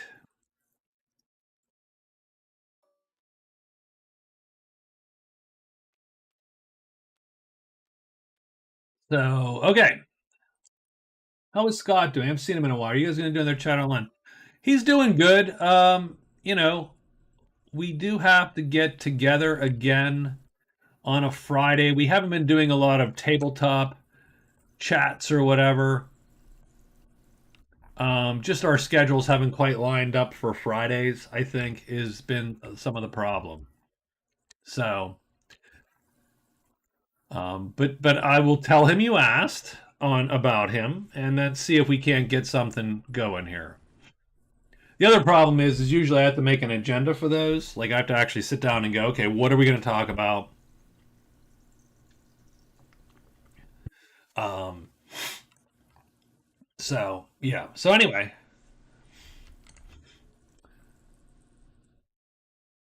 so amazing weather. You get sunlight phases. What that means is as long as you don't touch a cave, you're going to get the extra turns. So that doesn't quite help the Amazon exactly because she's going to touch cave. But I don't know how she feels about the soldiers. How does the Amazon feel about? Oops. Oh, geez, oh man, come on, guys. The soldiers. She is neutral to the soldiers.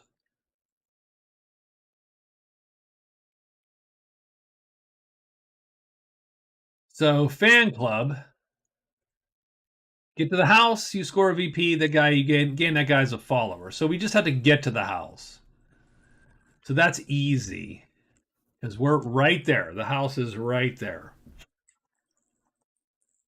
So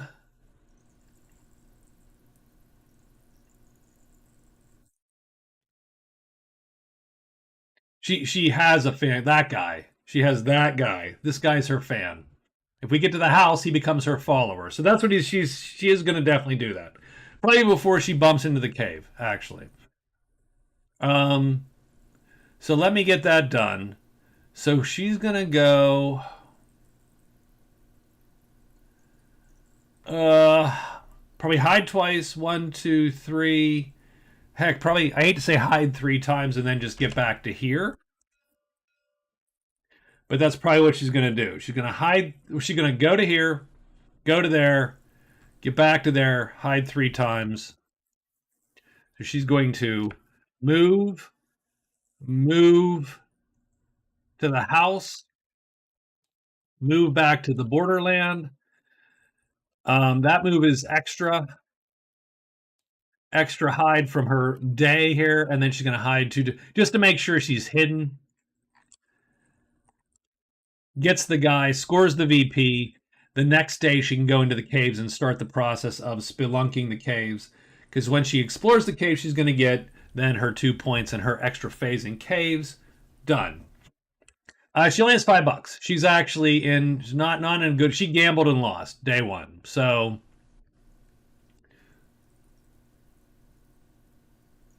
Amazon fan club. You should be. The Amazon's great. Actually, hold on. I like her picture from the original game better.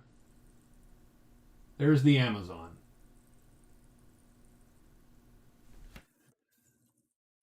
You know, not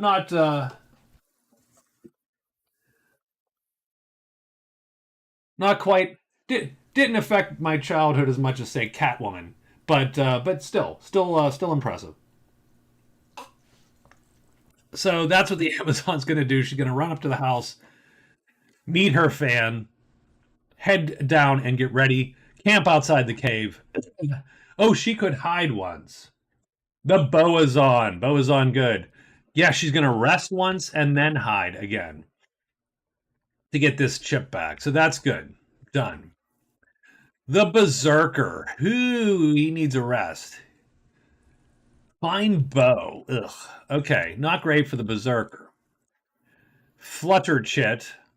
He doesn't really want that Chit. He did get Spider Slayer. That's great. But I'm not a giant fan of where he's at with this. What is he going to do? You either got to find some treasure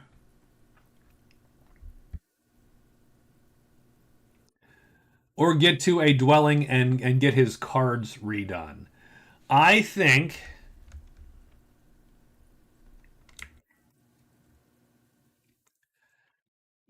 the Berserker is going to. So he gets an extra phase, so that is true. So I think what we're going to do is this. We're going to.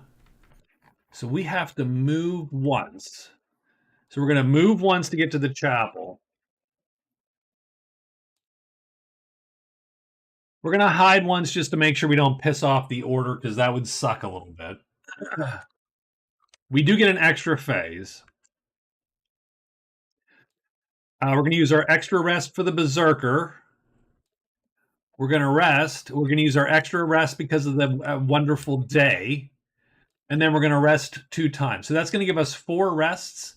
That will either bring back all of these or 2 of these and then this one all the way back. Largely, moving 1 asterisk costs a step. 1 rest phase.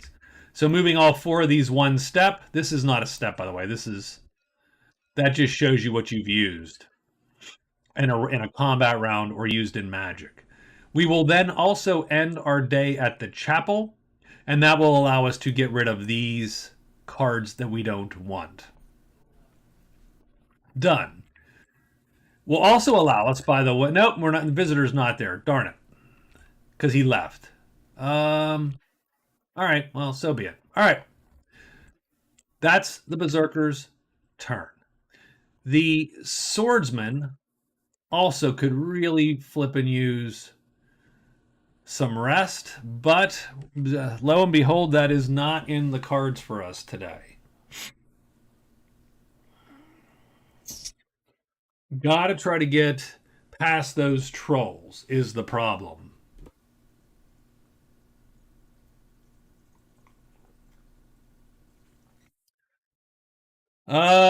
We also have this riddle game. We also have possibly wolves in this tile. How do we score the riddle game? How do we get there? Do we have to end our day there? End your day to try to solve the imp's riddle. And yet the fatigue shit. No, that's not okay. The swordsman's already exhausted. You can become unhidden and battle the imp to score your VP and claim his treasure. You could also do that. Let's look at the imp. The problem with the imp is he can curse you. He's quick and he can curse you. Oh, could you imagine not being able to rest because you got cursed? Oh god, that would be awful. Let's not do that.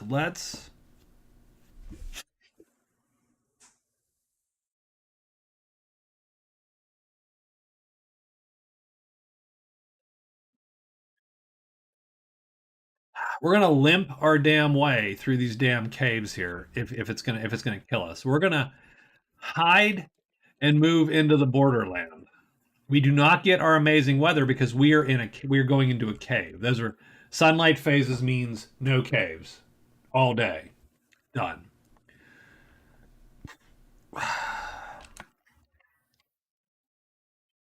And speaking of bad decisions,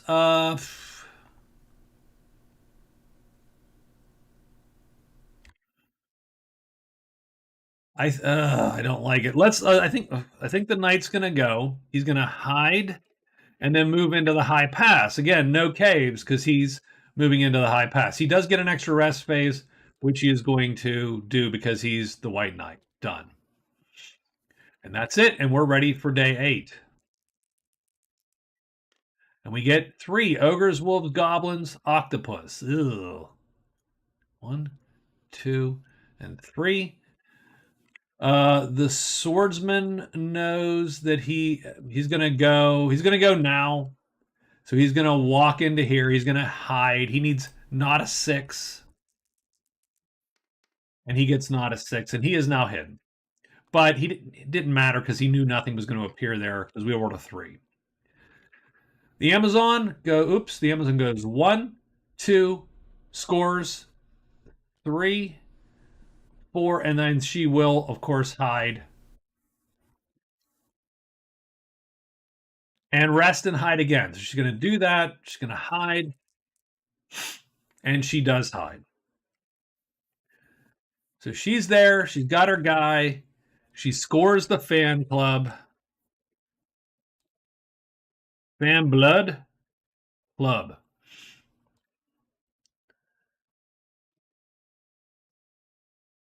And there we go. Done. We get a follower. We get Giant Slayer. Ugh, that's rough.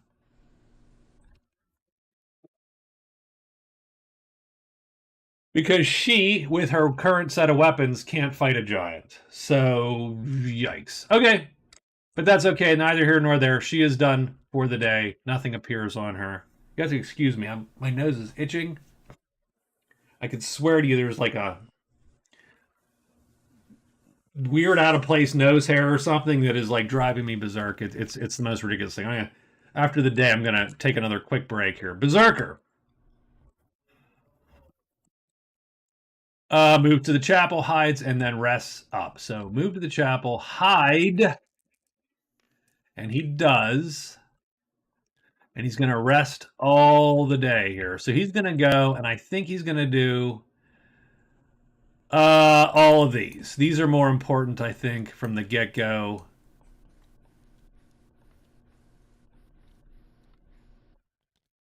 Like that. So he is rested. He is done. And at the end of the day, he is going to burn all three of these, I think.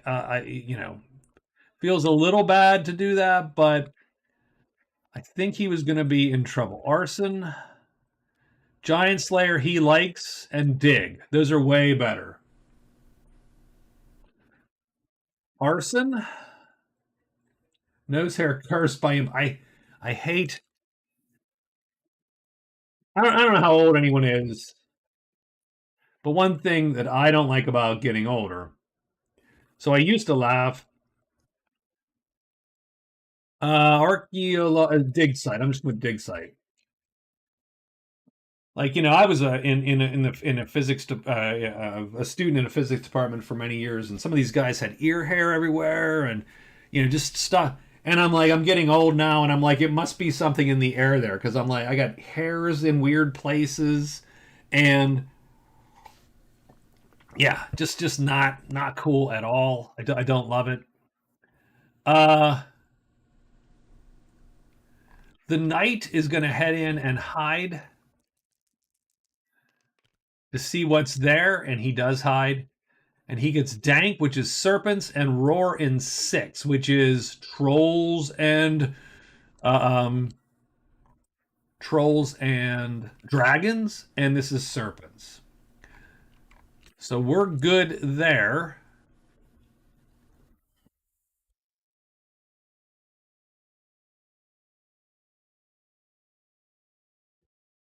I think that is the end of the day. I don't think anybody has met anything or needs to deal with creatures of any sort.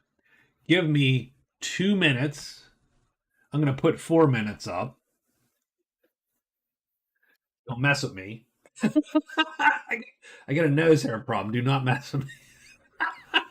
There you go. There. That's online forever. I'll be back. Uh,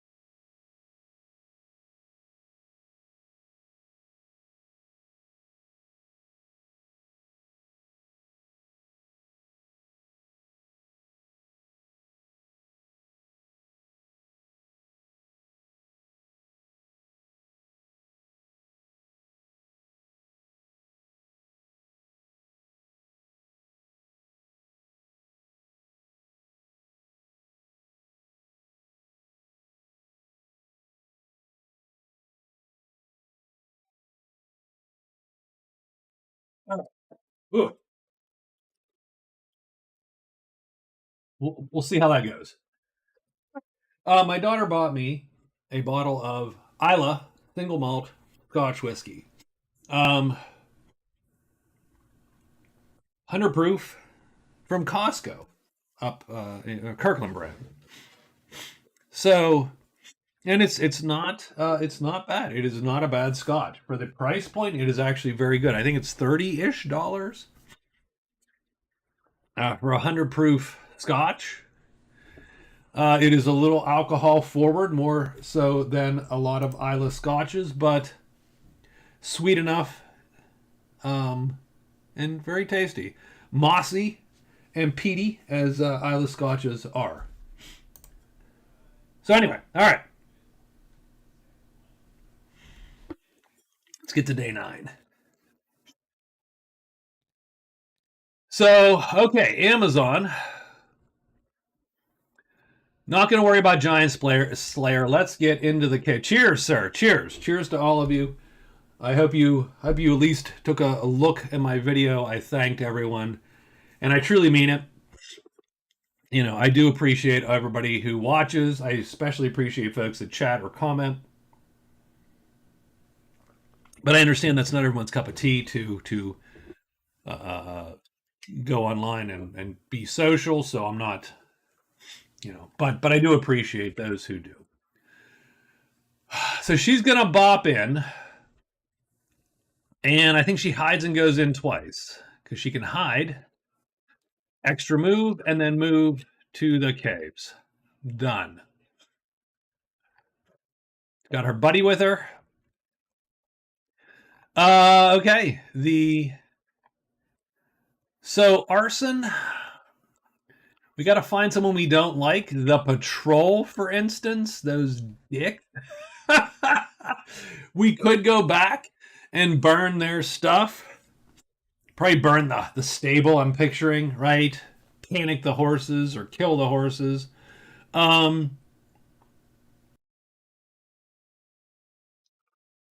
Dig site is up in the ruin, so he has to roll the ruin, and he'll put a marker there. Ruin 2.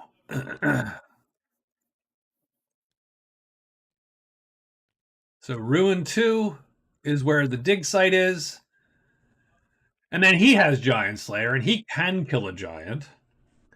And the only giants I know would be over here right now. So,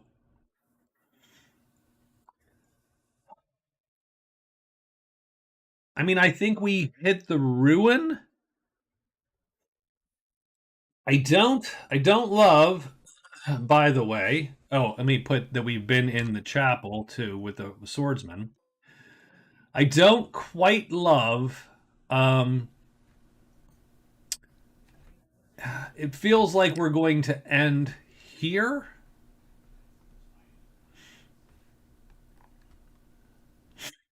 And I don't like that. I don't like it's like if we go up here and then return, that feels like a lot of backtracking for the berserker. That's the only problem with those cards. They're way better than what he had. Because what he had, I don't know that we would. But fine bow, no points. Treasure cache. The cache is either. I'm telling you, the cache is either here, clip 1, or it's in crag 1, which would be a disaster. I think those are always rough to get to.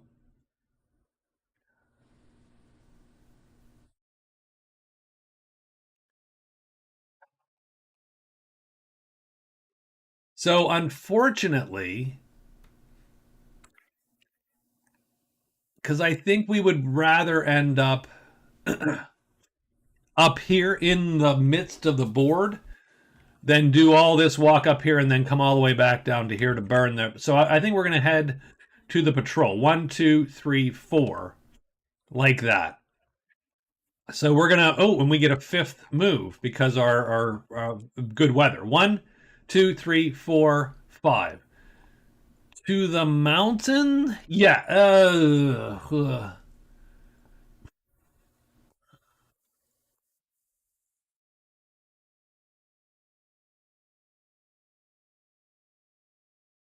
Well, you know, I mean, the answer is um, the main danger here would be bats. It would be a single bat. It would be a pain in the butt. The bat would hit him every time and wound him. Super clunky, but he could definitely do it.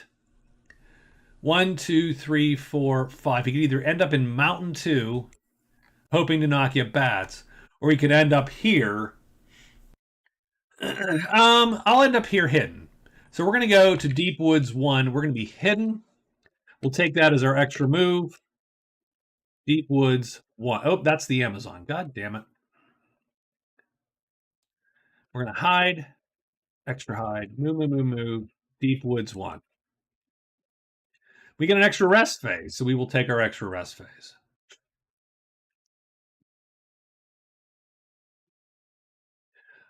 It is our guys. Our guy is going to hide and then move to the trolls. Again, he does not get an extra move because no extra. He wastes the weather because he's in a cave. The knight. So the knight has two choices. You're either doing the high pass now, in which case you stay in the cave.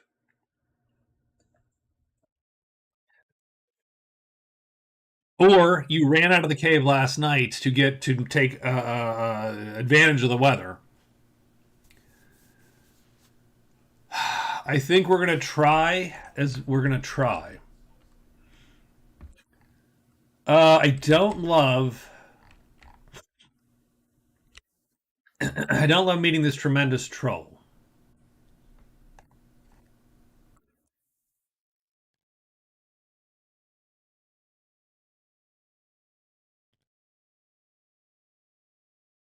Unhit. So, geez, we're gonna have to hide and search, and that is not good. That's just not good.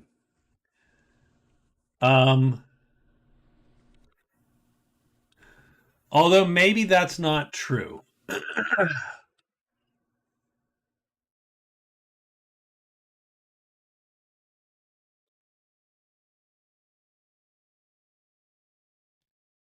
Yeah, it is true. It is. We have to imagine the Black Knight stealing a dragon egg.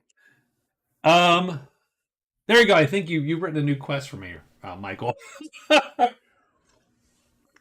New quest card: steal a dragon egg.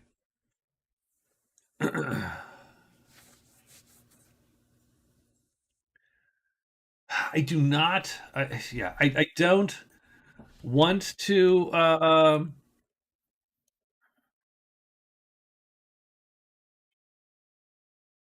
Don't want to sit here and do, but I think we have to. We're gonna try once. We're here. Let's try one time, at least to get this done, and then I think that's it. I think that's it for the day. So it's day 9. Let's see what the monsters are. We're looking for. Oh, we get a 1, so we get dragons out the door. And that's the order. The swordsman gets to choose first whether he wants to go. He will go first. He's got to hide, and he does. And so he then moves to where the trolls are, sneaking past them. But Flutter is going to draw these two. Now, he didn't know what that Amazon was going to do. If she stayed there, she would have drawn the dragons, and possibly he would have then drawn them to him. So he wanted to make sure that she was gonna have to get out of Dodge. So he moved first. Done. Berserker's turn. 1, 2, 3, 4. He's gonna hide with his extra move. He does not. Womp womp. But no dragons appear there. He is done. I'm sorry, that bee was aggressive. But like a gunshot, that bee. The White Knight is gonna hide. And he does not. That sucks, by the way. He's going to search for the paths. He needs a 3, 2, or 1. He doesn't get it. This dragon shows up. That sucks for him a little bit. But we'll see in a minute here. So we got some dragon action going, and they're all over him actually. And the Amazon, oh, did she hide first? She did. So if she doesn't roll a hide, she's going to be blocked by that dragon. She needs not a 6, and she gets a 5, and so she escapes right into that cave, slipping by the dragon. She gets ruins and the lost city in 3. City is always in 3. The castle's always in 1. The lost city means she's going to draw these 5 chits. So there's 5 possible good or bad things here. The pool in 6. Ooh, scary. Slither 6. Also bad. Vault in 3. Not great for the Amazon. She can't open the vault. Patter in 2. That's goblins. Roar in 4. That's more dragons and more trolls. The Amazon has reached caves.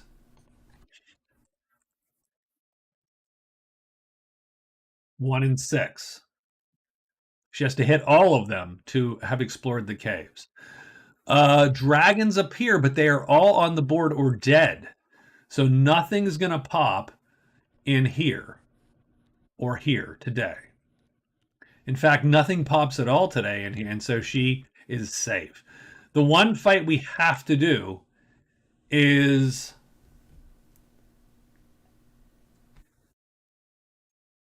the White Knight. Let's do it. It's not a good fight for him. He doesn't love this fight unhidden. He would rather be hidden. So, the Knight. The Knight is going to play a fight chit.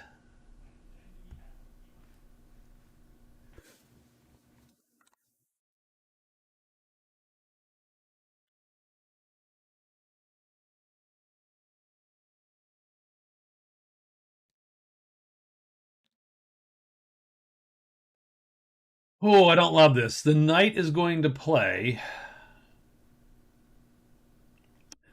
How do we do this without getting our butts kicked?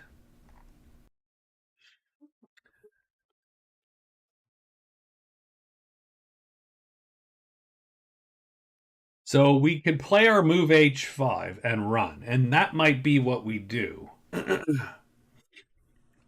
This is an auto win if you're hidden, and if you're not hidden, then you are looking to have a hard time because you have to somehow you can get this ready, you have to survive a round effectively and not get hit by any of this. And then use your then weapon. But if he hits you with this, if he hits you, you are dead because next round he goes first. Not necessarily, by the way. If your weapon is then ready, you can kill him first. It's super clunky. And if this hits you, you're I mean, he's just smashing your armor. I think he plays this shit and leaves to this time. So he'll end up here. And he might come back and face this guy another tomorrow or another day. But I think today he just takes off. He wants to be hidden for that fight. So I think that's the day. I think we are. Yeah, I find Isla Scotch to be this weird contrast. On one hand, I love it. On the other hand, I hate it. Like, I love it a little, and then it does reach a threshold where I'm like, no, I'm good. Like, I would probably never have 3. You know, I'm not going to pour this like I would pour other boozes that I enjoy a lot more. Like, this is absolutely enough, if not more than enough. Because of that smoky, mossy taste that it has. It's a weird mix of really good and exotic a little bit, and then really like, I'm good. I've eaten enough, dirt and moss and peat. So let's write day 10. For the Amazon, the days are pretty obvious. She's going to hide and move twice.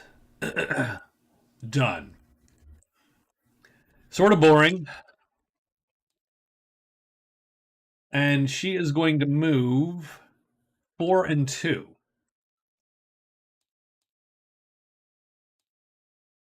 Love and hate at the same time. That is something. Absolutely. Well, I mean, I hate to say it, but that's, yeah.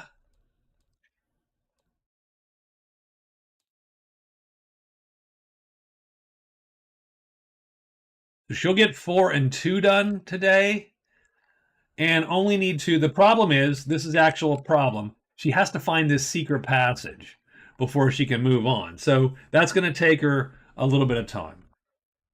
The Berserker, he's making big moves. 1, 2, 3, 4, 5. He might as well end up hidden in 2. In the woods in clearing 2. The swordsman, oh God, the swordsman is finding himself just drinking here. Amazon's having a boring day drinking her moss whiskey in the cave. That sort of is where she's at right now. Yeah.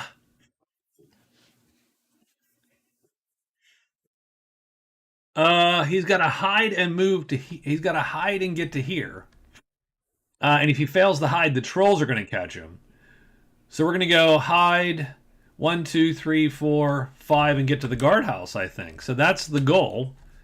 So extra hide and then move to the guard. And if he gets there, then he's gonna pop pub crawl and damsel if he can get to both of those. Done.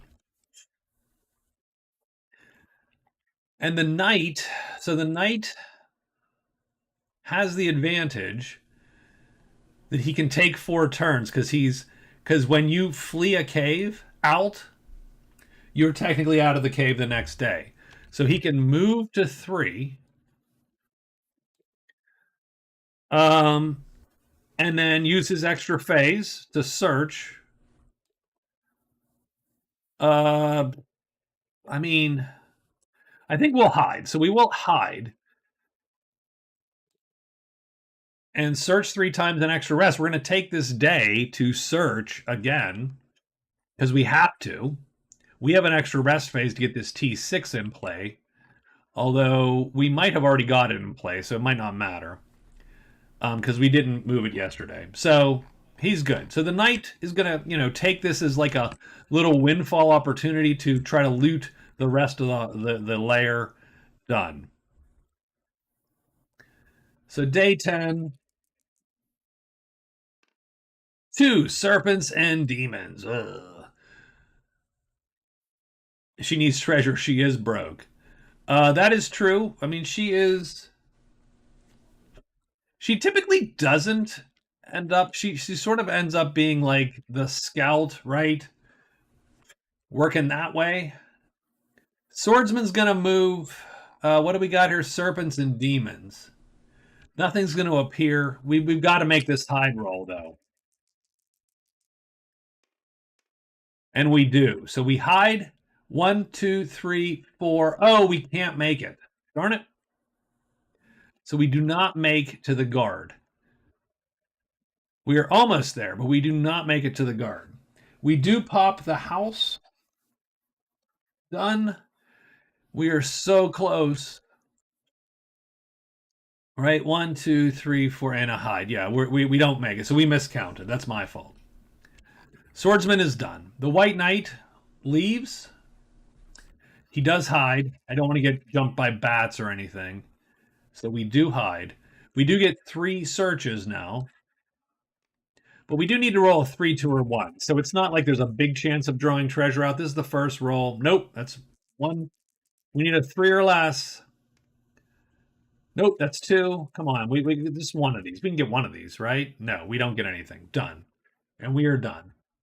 And I don't think anything appears. I don't think we have triangles out. Nope. And he is done. The Amazon goes to here. Is she hidden? Yes or no? Anything but a 6. Oh, she fails the hide. Oh, but you know what happens? This is actually sort of intriguing. Snakes appear.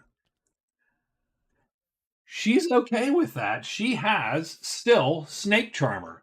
And as I said, I always jokingly call those defensive quests because there's trinkets, there's consult with demon, diplomat goblins, diplomat ogres, snake charmer, etc.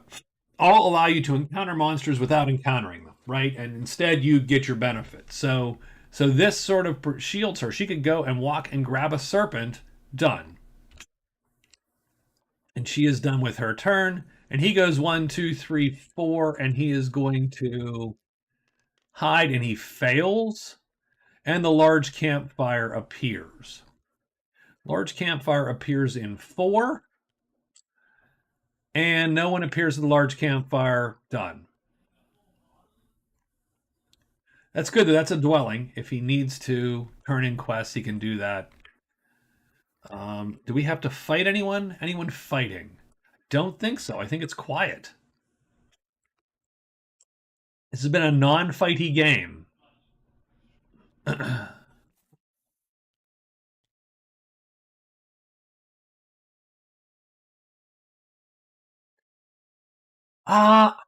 think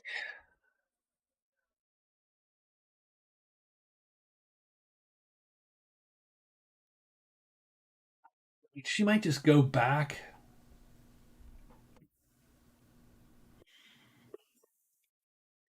She might just go back. Um, Although she's gonna have to go back anyway. So I tell you, yeah. So what she's gonna do is she's going to hide. The only problem is with no move, she doesn't get. There's no extra at this point. Like she's not getting anything extra. She has no extra move, so she's just hiding and searching to try to find this stupid passage. This is the big problem with her in the cave. Is this doing this? And she wants to hide because I don't want the goblins to show up. Because if I roll a 3, we're getting goblins and goblins. So yeah, I do need to try. The berserker never heals. I mean, does he need to heal? He does need to heal. And actually, you're right. That's my fault. He technically this has gone twice, and he should be back. He healed the one time. This is back now. He is done. Thank you. I don't love this now. All of a sudden.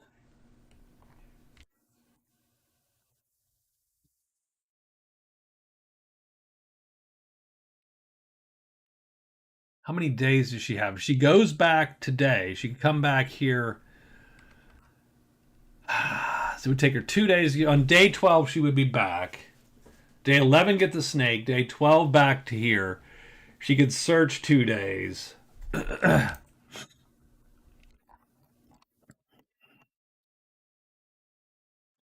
My fear is simply her getting caught by goblins. One stack of goblins, I'm not super concerned about with, but Patter 2 and Ruins are both going to draw a goblin, so she would draw a stack of 12. That's no bueno for even the Amazon, who's a great goblin killer.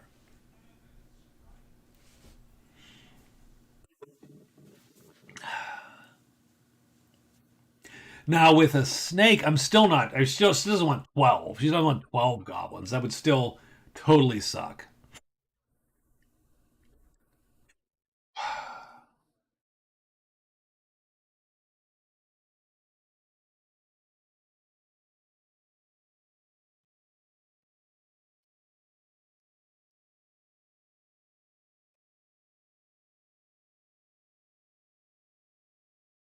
And this is not the only way to get through the cave. She could back out, go all the way around, but that is not great either for her.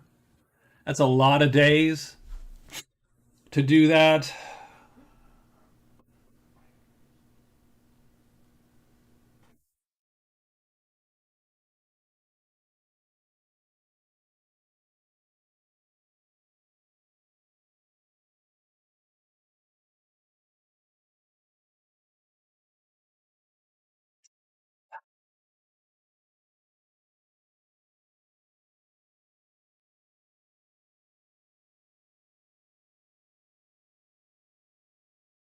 I think we're just gonna hide search, and just we're gonna have to try to get lucky a day or two. The Berserker on his way back, 1, 2. So he's gonna go. He's gonna move and move to the end. So those are 2 moves done. Extra move will be a hide, and he will then do his 2 search phases to do arsonist. He is going to call it as whatever it is, petty revenge, right? So his arsonist is going to be petty versus the patrol.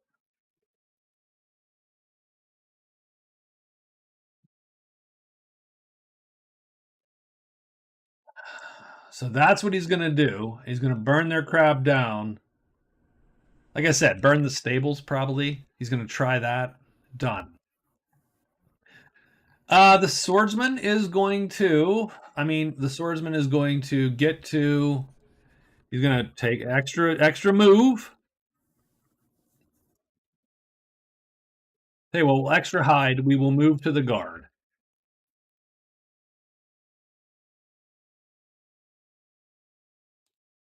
And then I think we need to rest. So we are going to rest there. Done.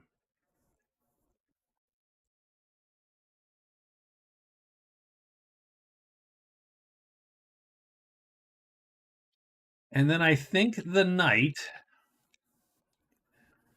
hides, moves to the dragon. Might as well take his shot. And he is done. And that is what? Day 11 is written. Let's get a monster roll for 11. Let's hope for not a 3 for the for what's her name? Okay. Okay. Okay. Well, presumably that ain't happening. The swordsman will go first because he has an easy move. He walks in with the damsel. He is going to try to hide just in case something goes awry here, but he does fail. So we're going to turn in our thing with the damsel. We get a VP because we returned her home. So that's the first thing.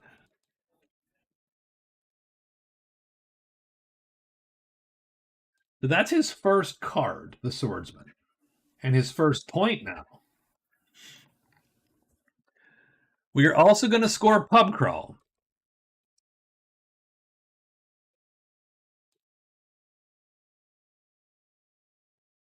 That's 2 points. So he's going to get 3 card points today.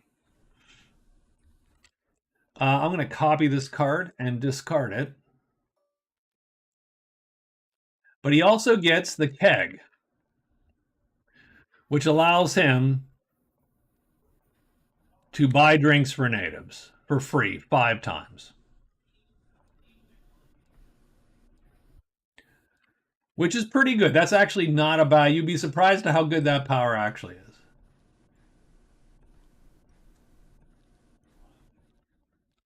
So we're gonna take 5 counters. Oops, geez, those are big counters for that little card. Let me shrink these down a tiny bit.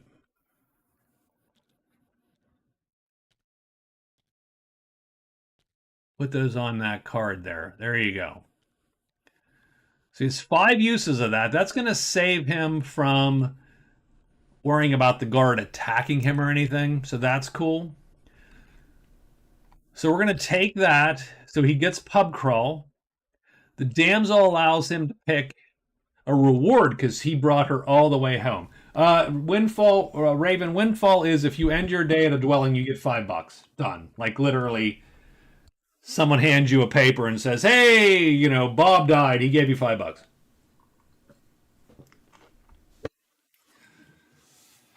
So, I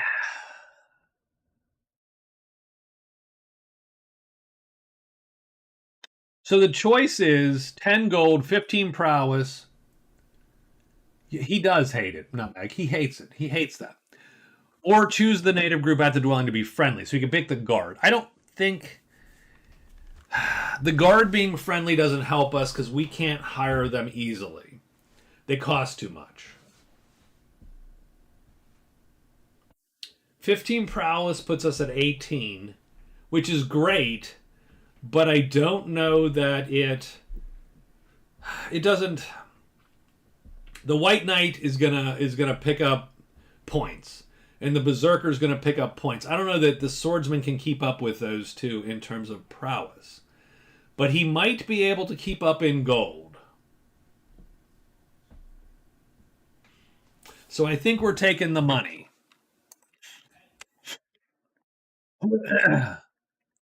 So we start with 10 gold. We get 10 gold as a reward for bringing her home. We're going to be winning gold now. So that's going to put us to 5 points. And so the swordsman, in one fell swoop, takes the lead. So that was I thought that was a pretty nice move on his part. It took a long time getting him there. But that literally scores him 5 points. At day 11, he scores 5.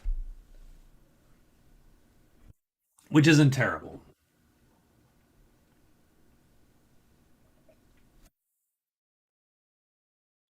He is going to rest 3 times. Generally, take moves first. If you oh, he's going to take the M4. There we go, and his turn is done, and he scores all that, and he does get a card, and he has locate the cairn. I mean, he also still has mountain pilgrim. So he can go and get to the cliff and get to the ledges, and that would give him some points as well. But that's it for him for now. We'll delete these damsels. That's his day. The White Knight is going to hide. Please hide. He does. Then he walks into here. Goblins are not in the high pass. So, done. Berserker. Move into here.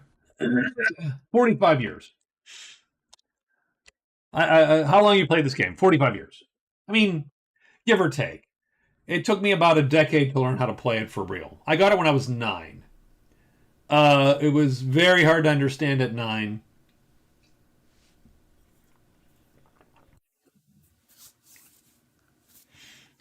I putz with it for a long time. Wow, you really like it. I do. You haven't noticed that. We're going to hide. So we need to be hidden to perform our arson. But we are not hidden, so the 2 searches are not going to help us. That sort of sucks, actually.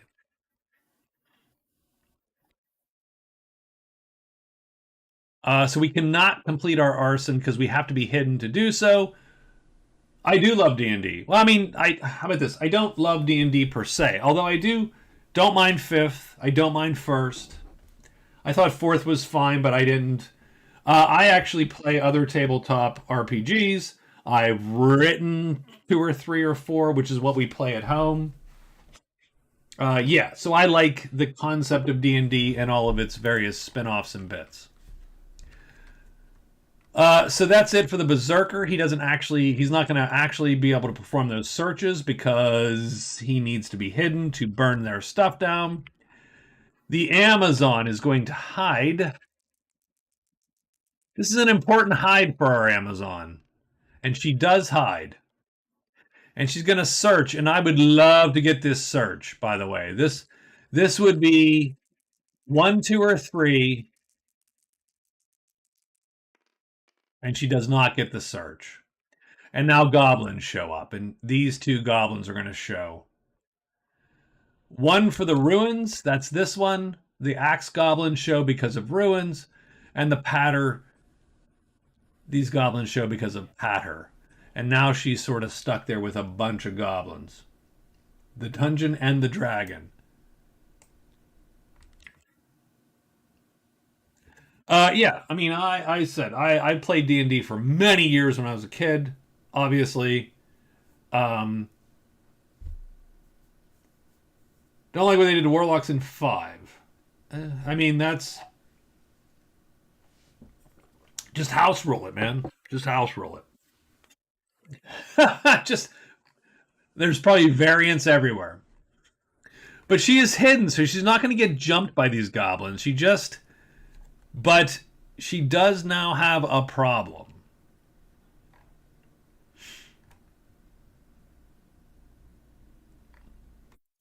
And that problem is she's gonna have a hard time completing this because she can't run effectively from the goblins because she's just slow enough that the spear goblins will catch her.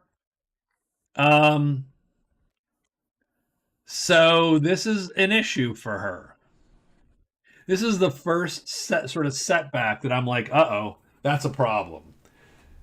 Because now the 2 points that she was hoping to get from exploring the caves, it's a little dicier, right? But she is done, and that is the end of our day.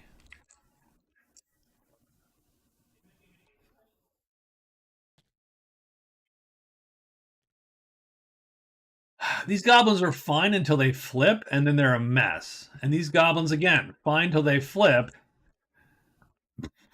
and there's going to be 12 of them. Her guy can take one. Yeah. Still 11 on her sheet.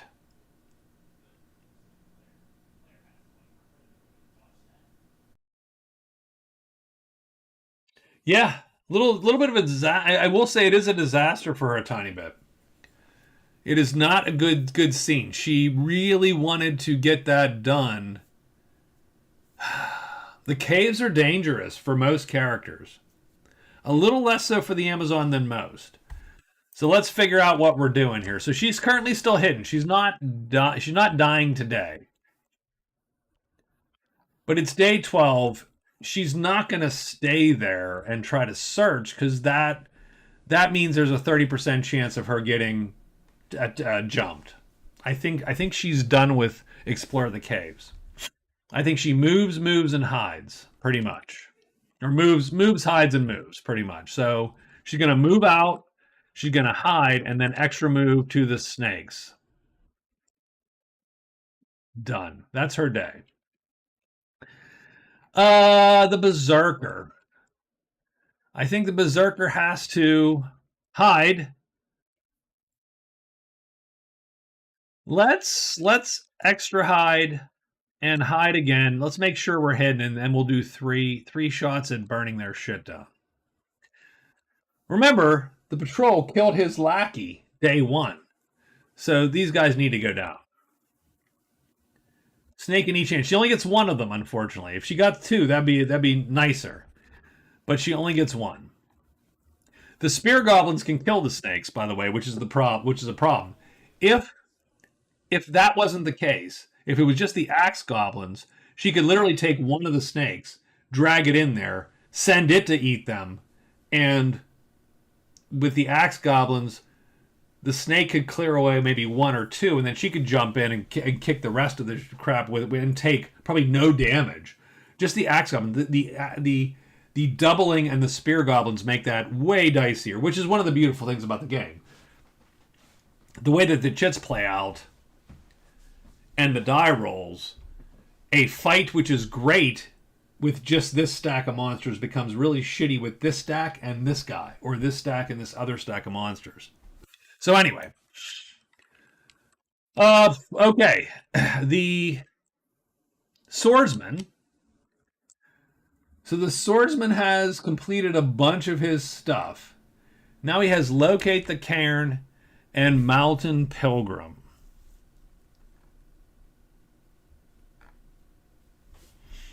And he's ending his day here, so let's make sure that he's good with these.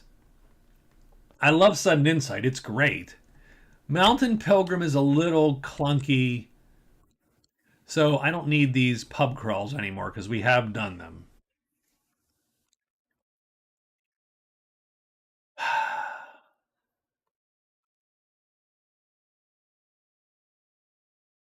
We haven't seen the cairn yet. But the cairn but we know where the cairn is.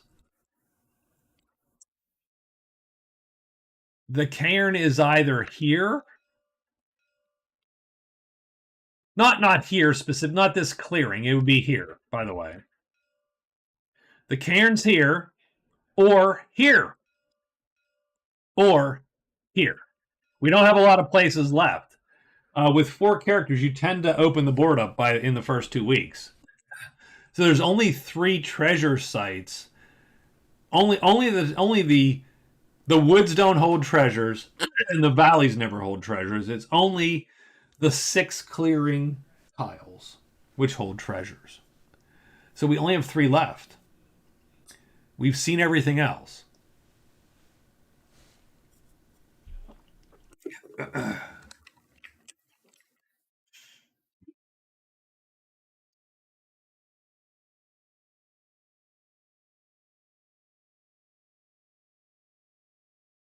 Oh, we do have the battle, by the way. Okay, I'm sorry. End of the day today. We do have this battle. Before we're writing everyone's move for day 12, which I think we are doing. But we do have this fight.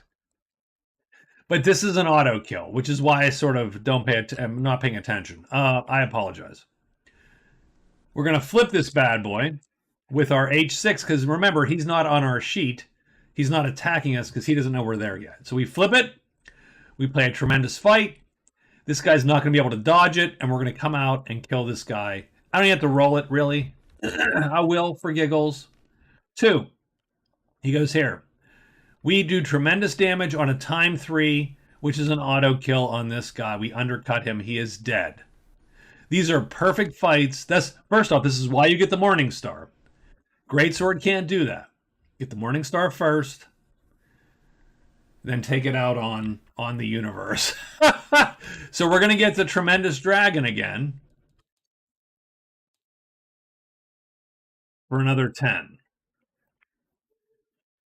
And this is good for the knight. He's up to 28. So he is feeling fairly confident so far in his prowess victory in that category. Remember, you have to get 60 to score the extra point, though. So anyway, the Amazon is going to move out. Done. That's her goal. The Berserker is going to try to conduct his arsony there, his arson. The Swordsman is a little bit left in a little bit of a funk, just because.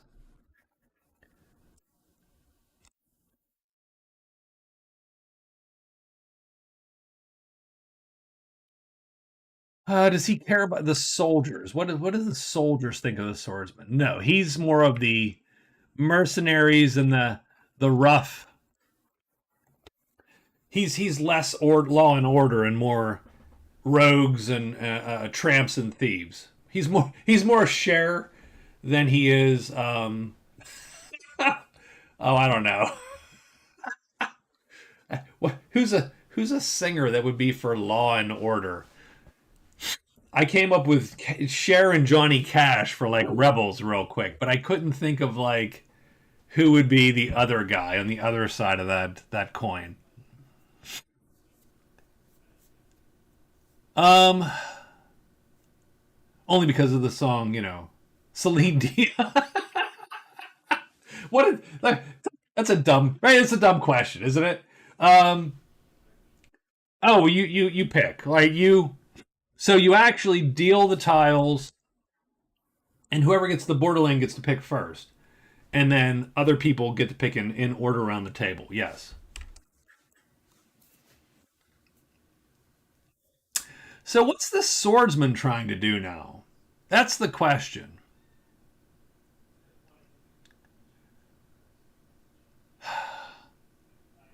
The horde would be great, but it's not a good place for him to deal with at the moment. I think he's got to try to wend his way back through all of this mess 1, 2, 3. Hide 4. So yeah, I think he tries to end up here. But none of that's great. Like this is going to take a long time for him to get through. I don't love it.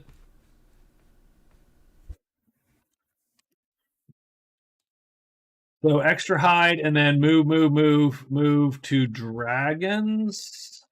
Right? Is that true? Is that where we're ending up?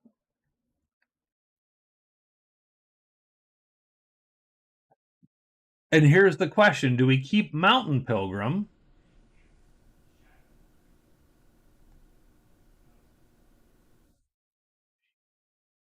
I think we do.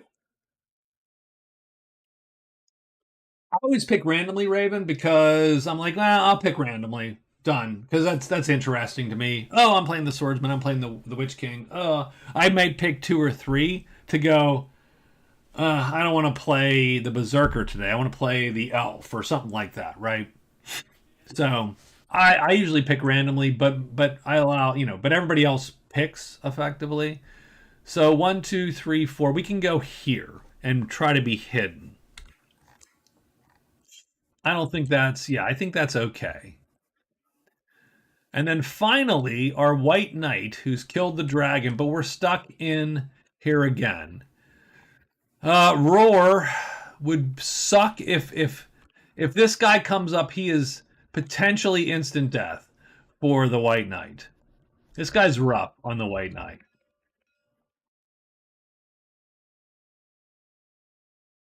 Dank sucks a little bit, but we can kill him. It's just not ideal, but we can kill that guy. But this guy is not good. If we are not hidden and not ready, that is a bad fight for the knight.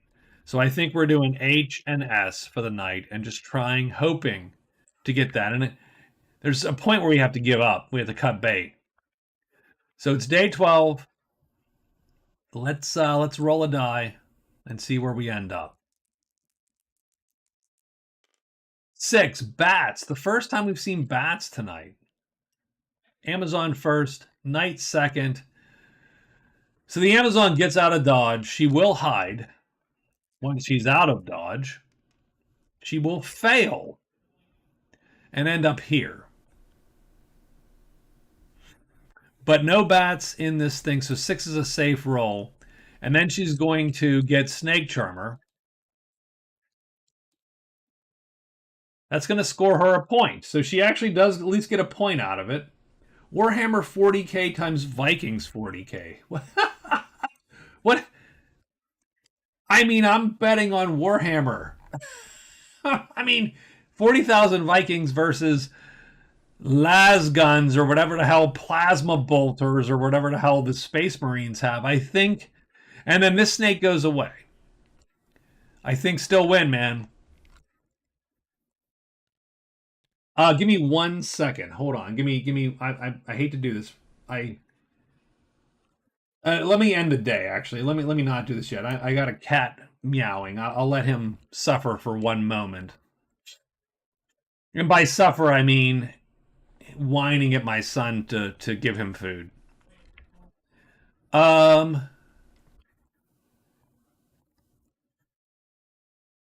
What do we have? Bats. Are bats going to appear here? Yes. Oh, that sucks. Jesus. Okay.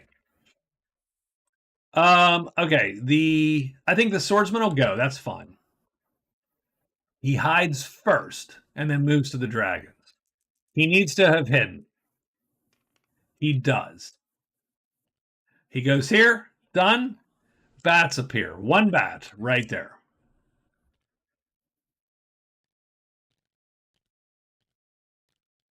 But we're hidden, so that's cool. The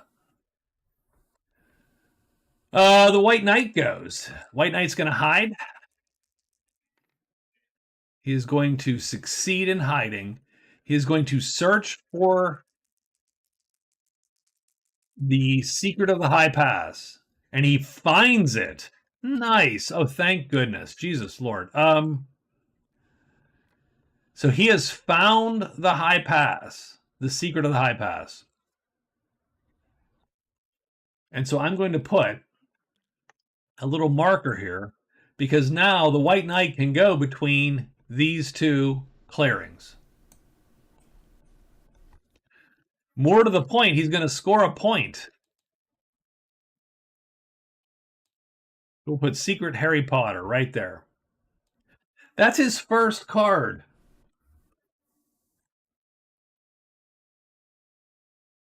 And his fifth overall point. So he's now tied with the swordsman. He will draw another card. I think it's big game, which is very good for the white knight. So he can pick a size of quarry and then go kill that guy, and he's going to get some points and a piece of armor. And now at the end of the day, the white knight's going to run out of the clearing. Keep that in mind. He doesn't. The berserker is going to hide twice, so he needs to hide, and he succeeds. So now he's hidden. He gets 3 shots. He needs to roll a 4 or a 1 to then go burn the stables successfully to get the chance to do his arson. Nope, that's fail 1. He has 3 shots because he has 3 phases he committed to. 2, that's a fail. Oh, come on. Get it. Get it. No, 3 fails. He fails 3 freaking times. Would he get it if he did it a 4th time? No. Okay, I feel better. So he doesn't get it. So I had a game, and you might not have seen this because I have like 800 videos or something on this stupid channel. A lot of them are Magic Realm. One of the early games, I had the elf. The elf spent 2 weeks trying to get this specific role or something. It was ridiculous, by the way. It was bad, but you definitely can fail over and over and over. But nonetheless, he is done. He did not succeed. That's his turn, and that's the end of the day. Do we have any other fights to deal with? The swordsman is not fighting any of that stuff. He can't kill it.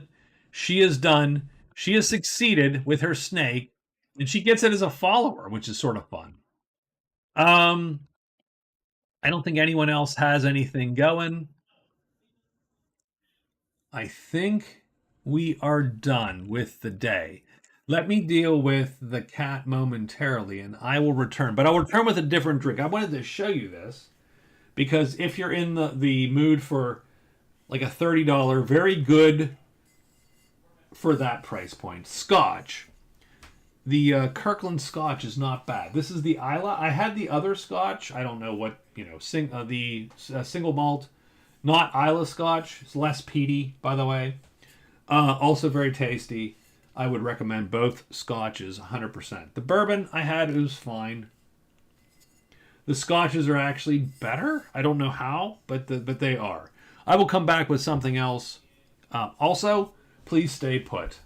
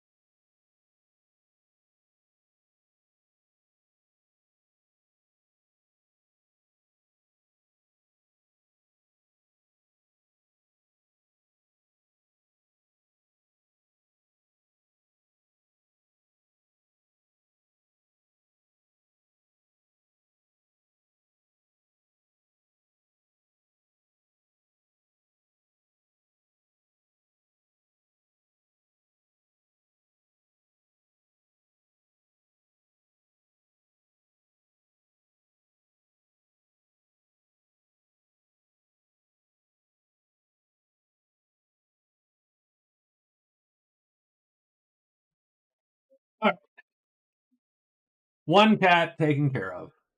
I got a new riff rye. My buddy Scott bought this for me. It's one of the better ryes we've had. We enjoy it. Done. So, and again, so let's see, what is it? Day 13. Day 13.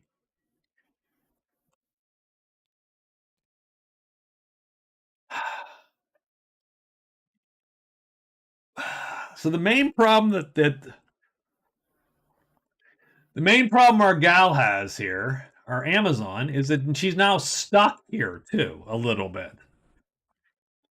So she has Giant Slayer Snake Charmer. Snake Charmer is gone. She's succeeded. So let's drag that off of her. Diplomat Ogres. God damn it. If she had Diplomat Goblins, this would be a different story. That is too damn bad. Diplomat Ogres. Which means if she meets ogres, she can charm them effectively. Get one as a buddy, disperse the crowd. If she had goblins, this would be great. She could just walk over there and get that done. But she doesn't. So,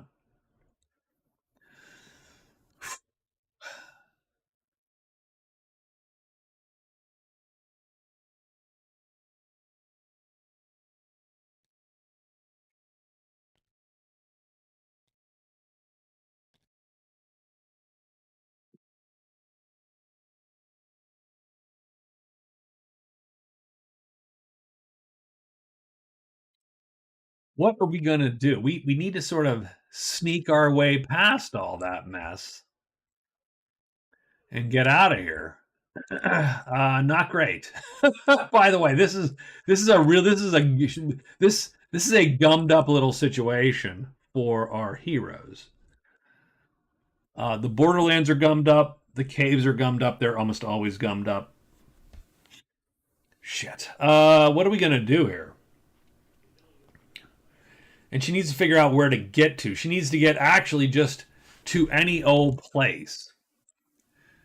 She doesn't care one way or the other for the soldiers or whatnot, but that might be fine just to get her out of here.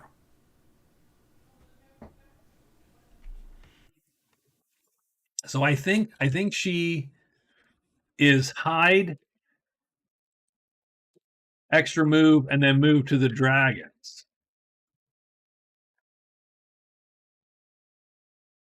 Uh the berserker.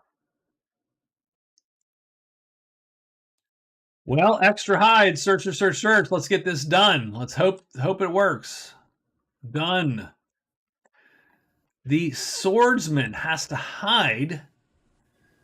Where is he heading? He has to hide and get one. Oh, geez. That sucks.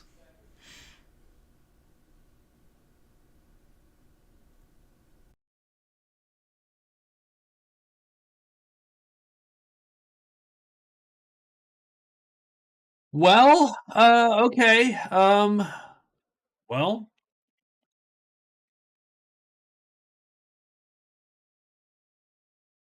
oh, technically he had to roll.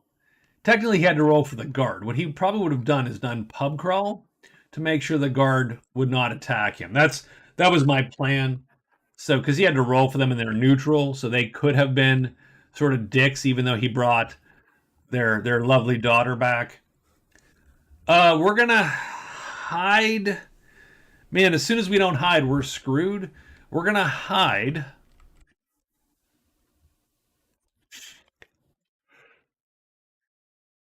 And then, I mean, if we hide, we're gonna rest, rest, rest, and then move to the place here. So,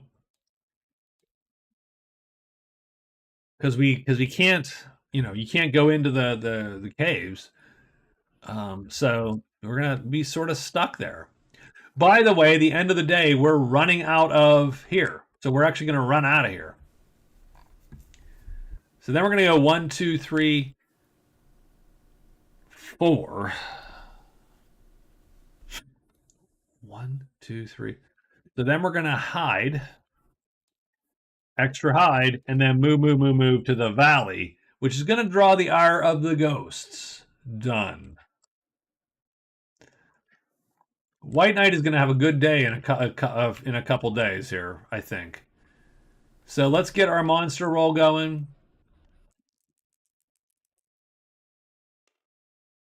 3 more goblins. Jeez, oh man. Okay, White Knight. I think. Oh, shit. And by the way, the octopus would have spawned also.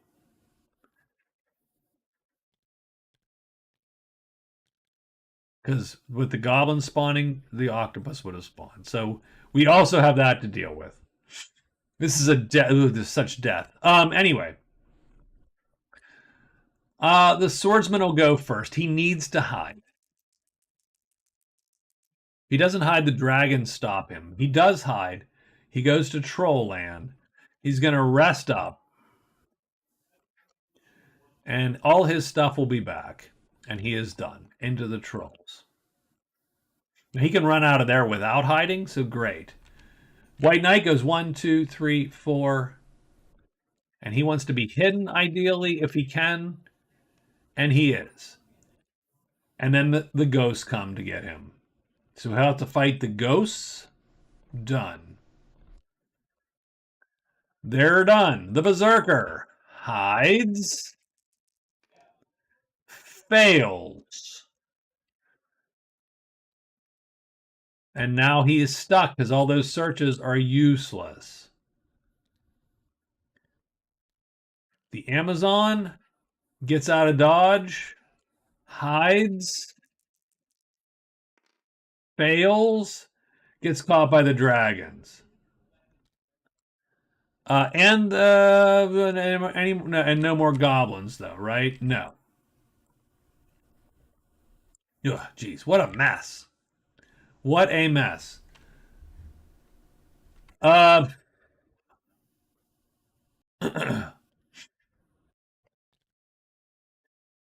really fight these guys.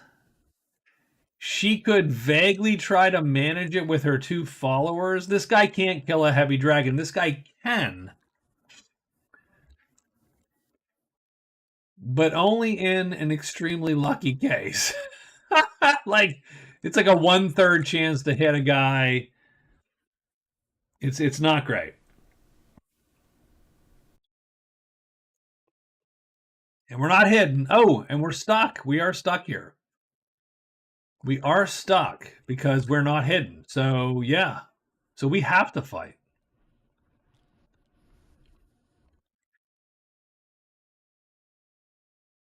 Oh, there's a bat here. We're screwed. Okay, that's not good. This is absolutely not great. So, yeah. All right. And a bat. Yeah, no, the bat I forgot about. This is bad. Bad, bad, bad. Okay.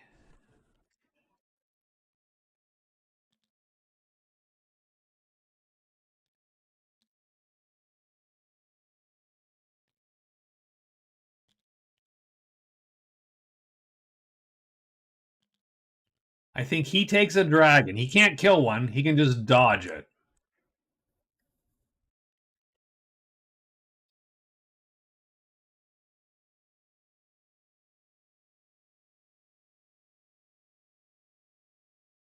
The only thing she can kill is the bat. So maybe she ought to take the bat.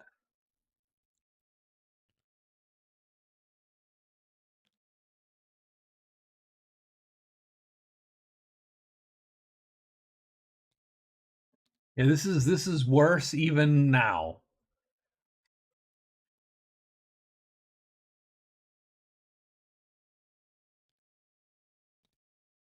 Or maybe she has the serpent take the bat because the bat can't kill the serpent no matter what happens. She can play a move 4. Oh, this is bad. This is actually terrible. This is not good, by the way. But she can play any medium and go down here, giving her a slightly better chance to kill the bat.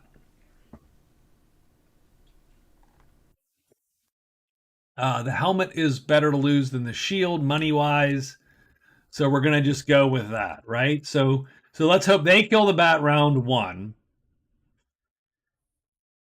Then she sort of has to take a dragon on, keep dodging while these two go at the dragon. And maybe she lucks out. So she is targeting the bat with this guy, but she is dodging this dude. That's perfectly legal. So we're hoping for not a 1 or a 4. And she gets a 6. So bam, he goes to the bottom. That's good. That's good for her, actually. There's the dragon flip. We want them to flip because they become light, which is good. That's good because the light dragons can't kill anybody. So in fact, this guy is going to miss her, and if it hit her, it would bounce off the armor. Light attacks don't wound through armor, so she would be fine. That's what we want. We want both these dragons to flip. That would help us a great deal. This dragon is going to roll a 5. That's good for us. So he's going to go to here. We want him to flip. And he does. That's good. First off, it doesn't matter what this guy does. He cannot kill this guy. He can't generate enough damage to kill a heavy armored dragon. Can't do it. Because even if he's on this side, which he's not going to play because he would be hit automatically. Even if he plays on the other side, he can only generate M star. The star goes away against armored creatures because it's a sharpness star. So he would only do medium damage against heavy. Done. So these guys both miss, and that's what we want, a stalemate up here. Down here, we're hoping this bat lines up on either... we have to play like this, by the way. You can't play medium. We have to play like that. We're hoping the bat lines up on us. 6 sucks because the bat doesn't line up on us. It goes all the way to the bottom. That was the worst possible roll. And the bat doesn't flip. Now it hits this guy and does medium damage, which is nothing. We all miss. Done. So strangely enough, that was actually the first round and nothing happened. So we could stalemate if that all happened again. I'm going to play exactly the same way, by the way. I'm playing exactly the same way. The dragons flipped. That was actually good luck for us. This was the only piece of bad luck.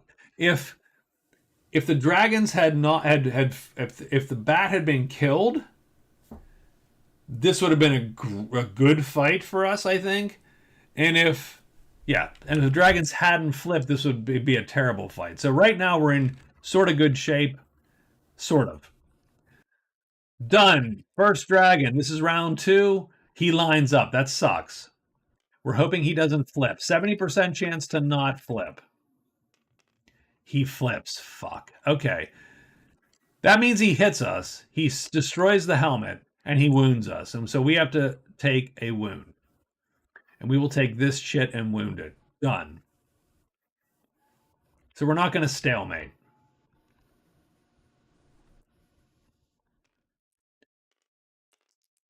This guy. 6. He flips to the bottom. That's good for us. Does he flip? He does. God damn it. So we had one round of hope and then sucked. So okay, done. This guy. Oh my lord. That was ridiculous. Okay, bad. So we got decent luck. And then the worst luck.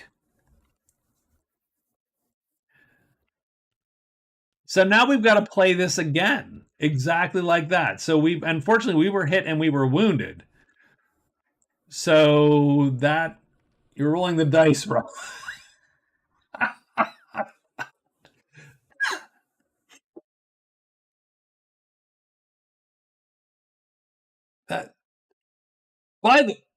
By the way,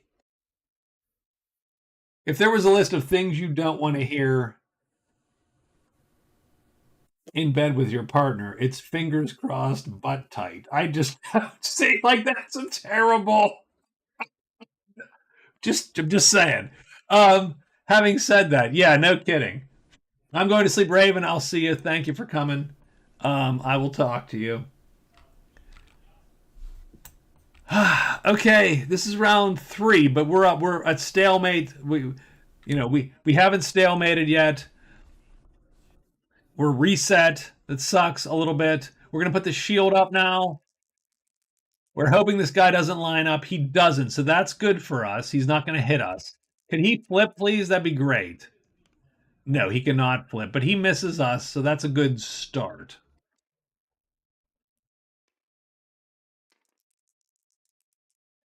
This guy doesn't line up either. That's good.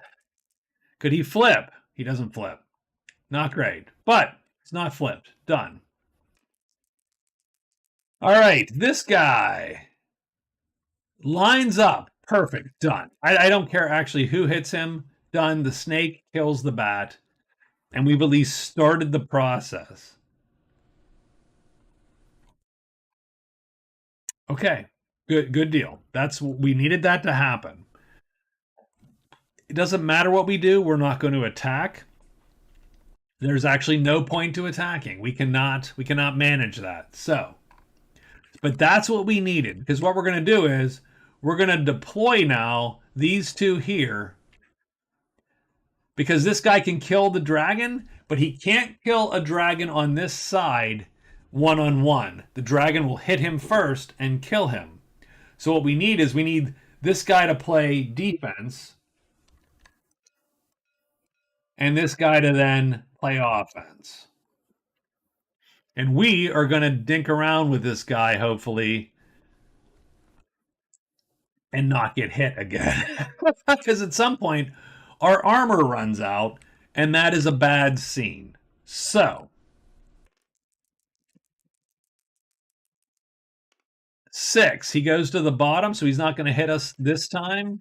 Does he flip? That'd be great. He does. That's good, because now he's doing light damage, and that is good for everyone on our side. Here, we actually don't know what we want to roll yet, because it really depends on our rolls. 2. He goes to the bottom. Our guys have to roll now, because we're deploying. Our guys go here and stay here. That sucks, by the way. And now our serpent can flip.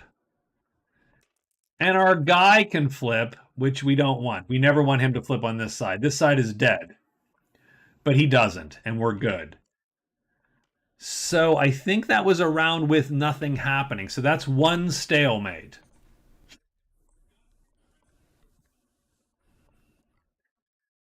So don't hit us, please. He does not. He goes to the bottom. So that's a good start.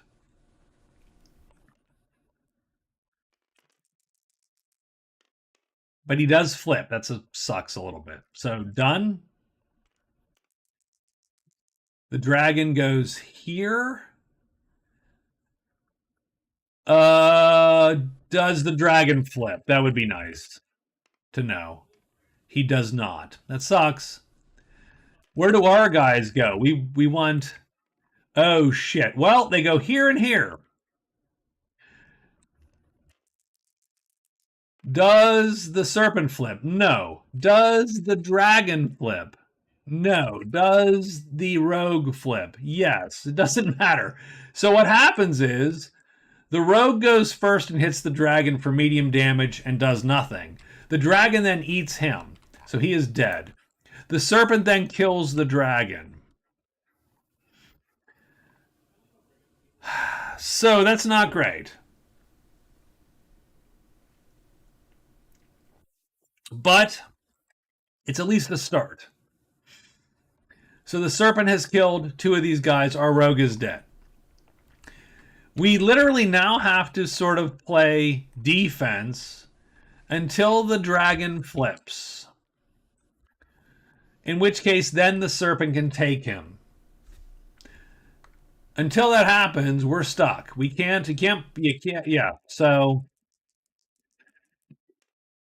Serpent goes to here. Does he flip? Please say yes. No, he doesn't flip. That's round one, nothing happens. We could stalemate too, that would be fine. Serpent, 5, goes to here. Does he flip? No, he doesn't flip, but we've stalemated. And that's the fight.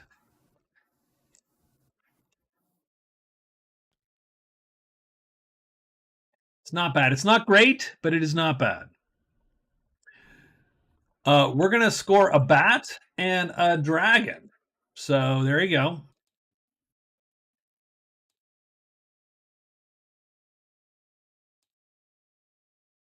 And that is a total of 8. So she gets 8 prowess, which puts her at 10. But she loses 2 because oh no, she doesn't, because that was a fan club. We didn't hire him.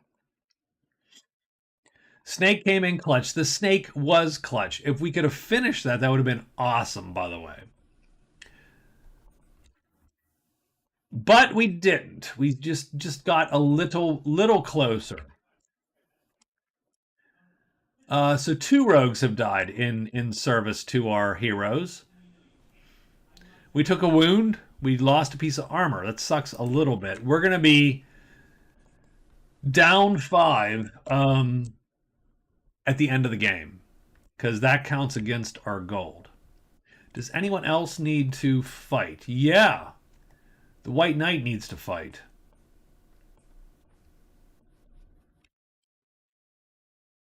Now, fortunately, no one's on our sheet. So we're going to flip this chit.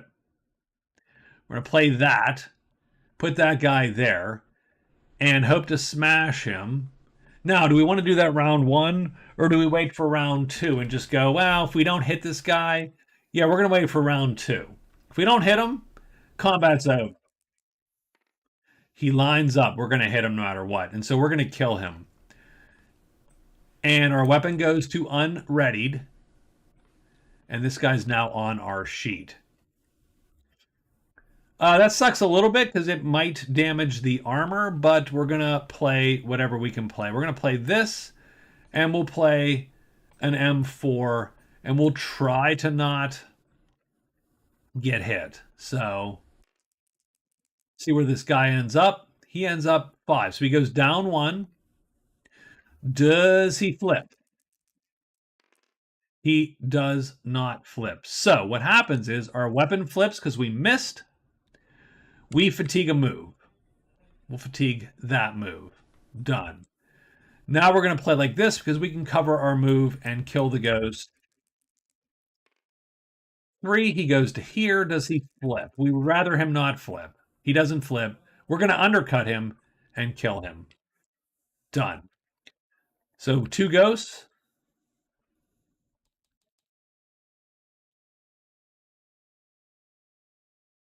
We should have done big game, frankly, knowing that we were going to end up here. He probably should have done it. Like, that would have been... I usually give myself a little bit of grace when I know I'm going to fight. He would have known that, so I'm going to say big game, medium. He would have declared that. Knowing he was going to go into the ghost, he'd have declared it. Done. So now he has that, and he has to return to a dwelling to score it. But he does get the 6 prowess, which puts him halfway to the bonus, which isn't bad. Not terrible. He does not get to collect that card, though, so he does have to sort of hold on to that card until he returns to a dwelling. That's the end of the day. It was a rough day for our heroes, a little bit. We do have white magic in every clearing. Something to consider. The Amazon. Oh, I don't love it. The Amazon's got to hide. And she's got to figure out where the hell to go. She's going to extra move to the trolls. And then, frankly, rest one. I mean, that's all she can do, really, unfortunately. That's the best she can do. She can't go into the cave because she would then. I mean, technically she could. So if that's just a hide, it's not an extra hide for her amazing weather. She can move there and then move to 6 if she manages.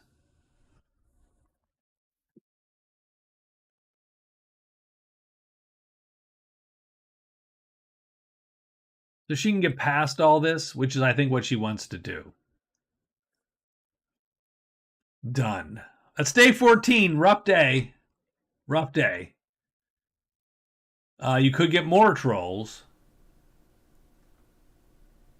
But I think that's what she's going to hide, move. Done. The swordsman is going to move,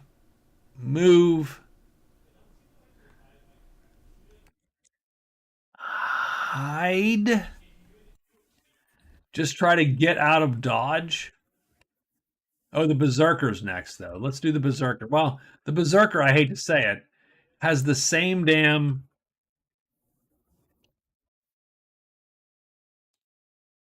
Let's get this done. Let's burn. I hate to say he spent 4 days doing this, which sucks, by the way. The swordsman is going to move out because that's the safest thing. Move out. 1, 2 to 1. So he's going to extra move to 1 and then hide there. Done. And then the knight is going to just get out of. He's going to continue his move. 1, 2, 3, 4. Ugh. And then he's got to hide. Does he need to hide? He doesn't need to hide. He doesn't need to.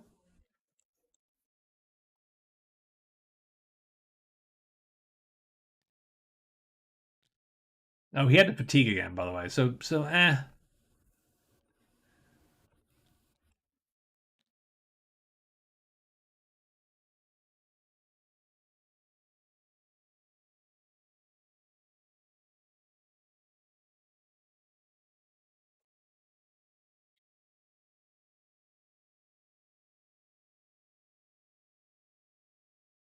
I 1, 2, 3, 4, 5. Oh, you know what? He can just run it. He's gonna run it. He's gonna extra move and then move. Chapel. That's what the day is doing for him. The extra move in the day is done. So done. He's just gonna run for it. He's running for it.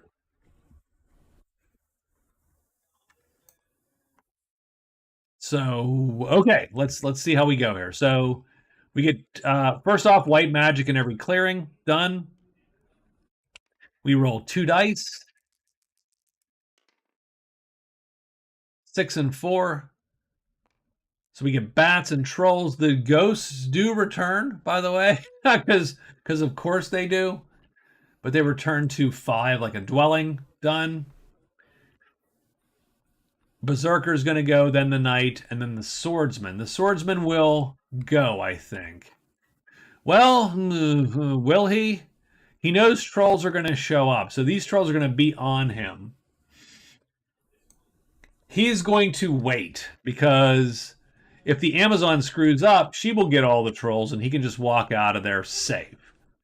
The Berserker hides, and he does. So now he gets 4 shots at burning the patrol's crap. That's a fail once. 2 fails. That was a 5. 3 fails. God damn it. We get 1 more shot at this. Oh my god, did you see that die? That die taunting me. Frickin' A. That was absolutely not cool. He's done. He fails. He fails to get it done. And there you go. The White Knight runs 1, 2, 3, 4, 5. Done. He gets there. He's going to turn in big game.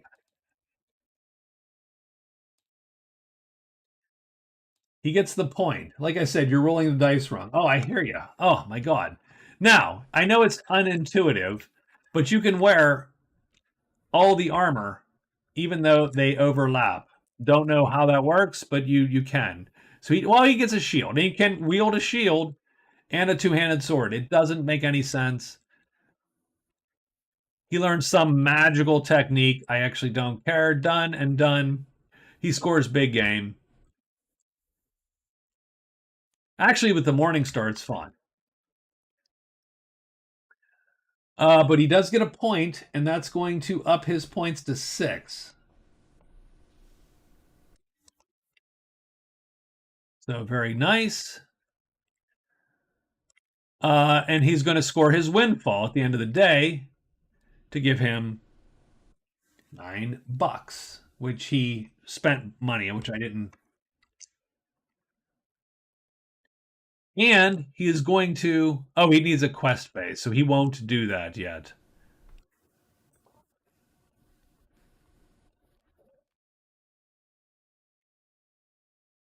He gets guide and danger sense, which are not as useful as we would like for him right now.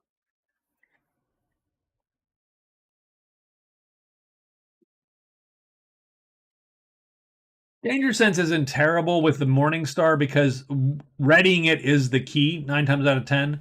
So there are times for the White Knight when this actually will save your butt. Again, say the Tremendous Troll, for instance. That's a savior. So he is done.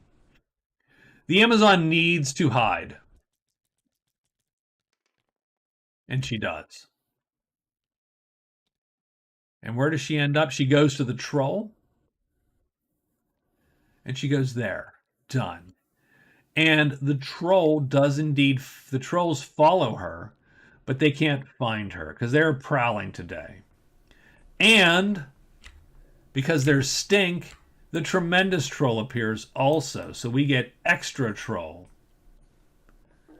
Double troll action.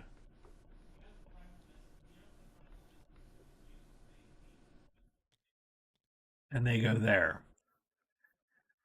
Okay, that's cool. We didn't want that, but that's sort of where we ended up. And now our guy,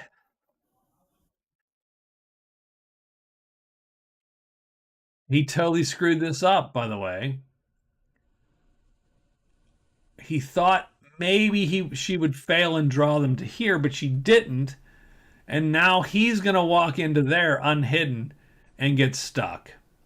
And that sucks. He can run away easily, but he's going to have to run back to here. That's not what I expected. That wasn't clever. I misplayed that.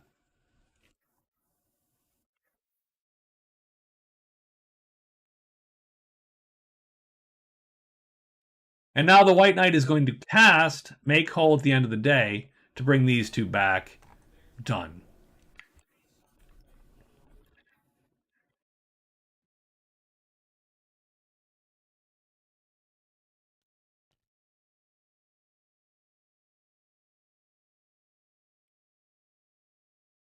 That's where we're at the end of day 14, I think. I think we're at 6 to 5 to 5 to 3.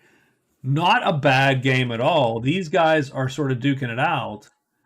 Um, so yeah, he's gonna run. Let's keep that in mind. He's between these two clearings. She's in the clearing. He had to run. Let me make sure I save. We should probably end here just because we've been doing this for 3.5 hours. Um, but yeah, that's where we are. We've got the Berserker who is not able to quite seal the deal down here. The White Knight has done pretty well, I think. And so have the Amazon, really, and the Swordsman have done really well, but they have gotten gummed up here. Like, this has been a disaster for them. And this tile, the caves, was a disaster for the Amazon. She could be well ahead, I think, but instead she finds herself tied for second. She could have 7 or more points. 7, let's say 7. Um, Instead, she finds herself sort of scrambling to get out of Dodge. So I think Sunday we'll probably play a little more Skyrim, and I might be able to post between now and then the third and or fourth week of this. And if I can get through this during the weekend, then maybe Monday night we'll do the next game. So we'll see how it goes. But Nutmeg, thanks for hanging out. I do appreciate you very much. Raven, you're gone, I know, but but thank you. Michael, good to see you. And that's mostly it. No one else showed up, which is fine. It's quiet. I get it. It's Friday. It's the middle of the holiday season. People are still doing their holiday stuff. It was a good start to this round. I'm sort of pleased with this game so far. And yeah, no, I had a guy comment saying, "Oh, I watched Magic Realm and it's sort of a chill vibe and blah blah blah." I'm like, and you know what? I love that. I love that comment. I appreciate that about playing this with folks, that they can even have it on in the background or whatever. But yeah. So anyway, good night. Thank you very much, guys. I appreciate you, and I will talk to you all Sunday or Monday night for sure. In the meantime, have a good continuation of your holiday. And if I don't see you before then, Happy New Year, but hopefully I will. All right.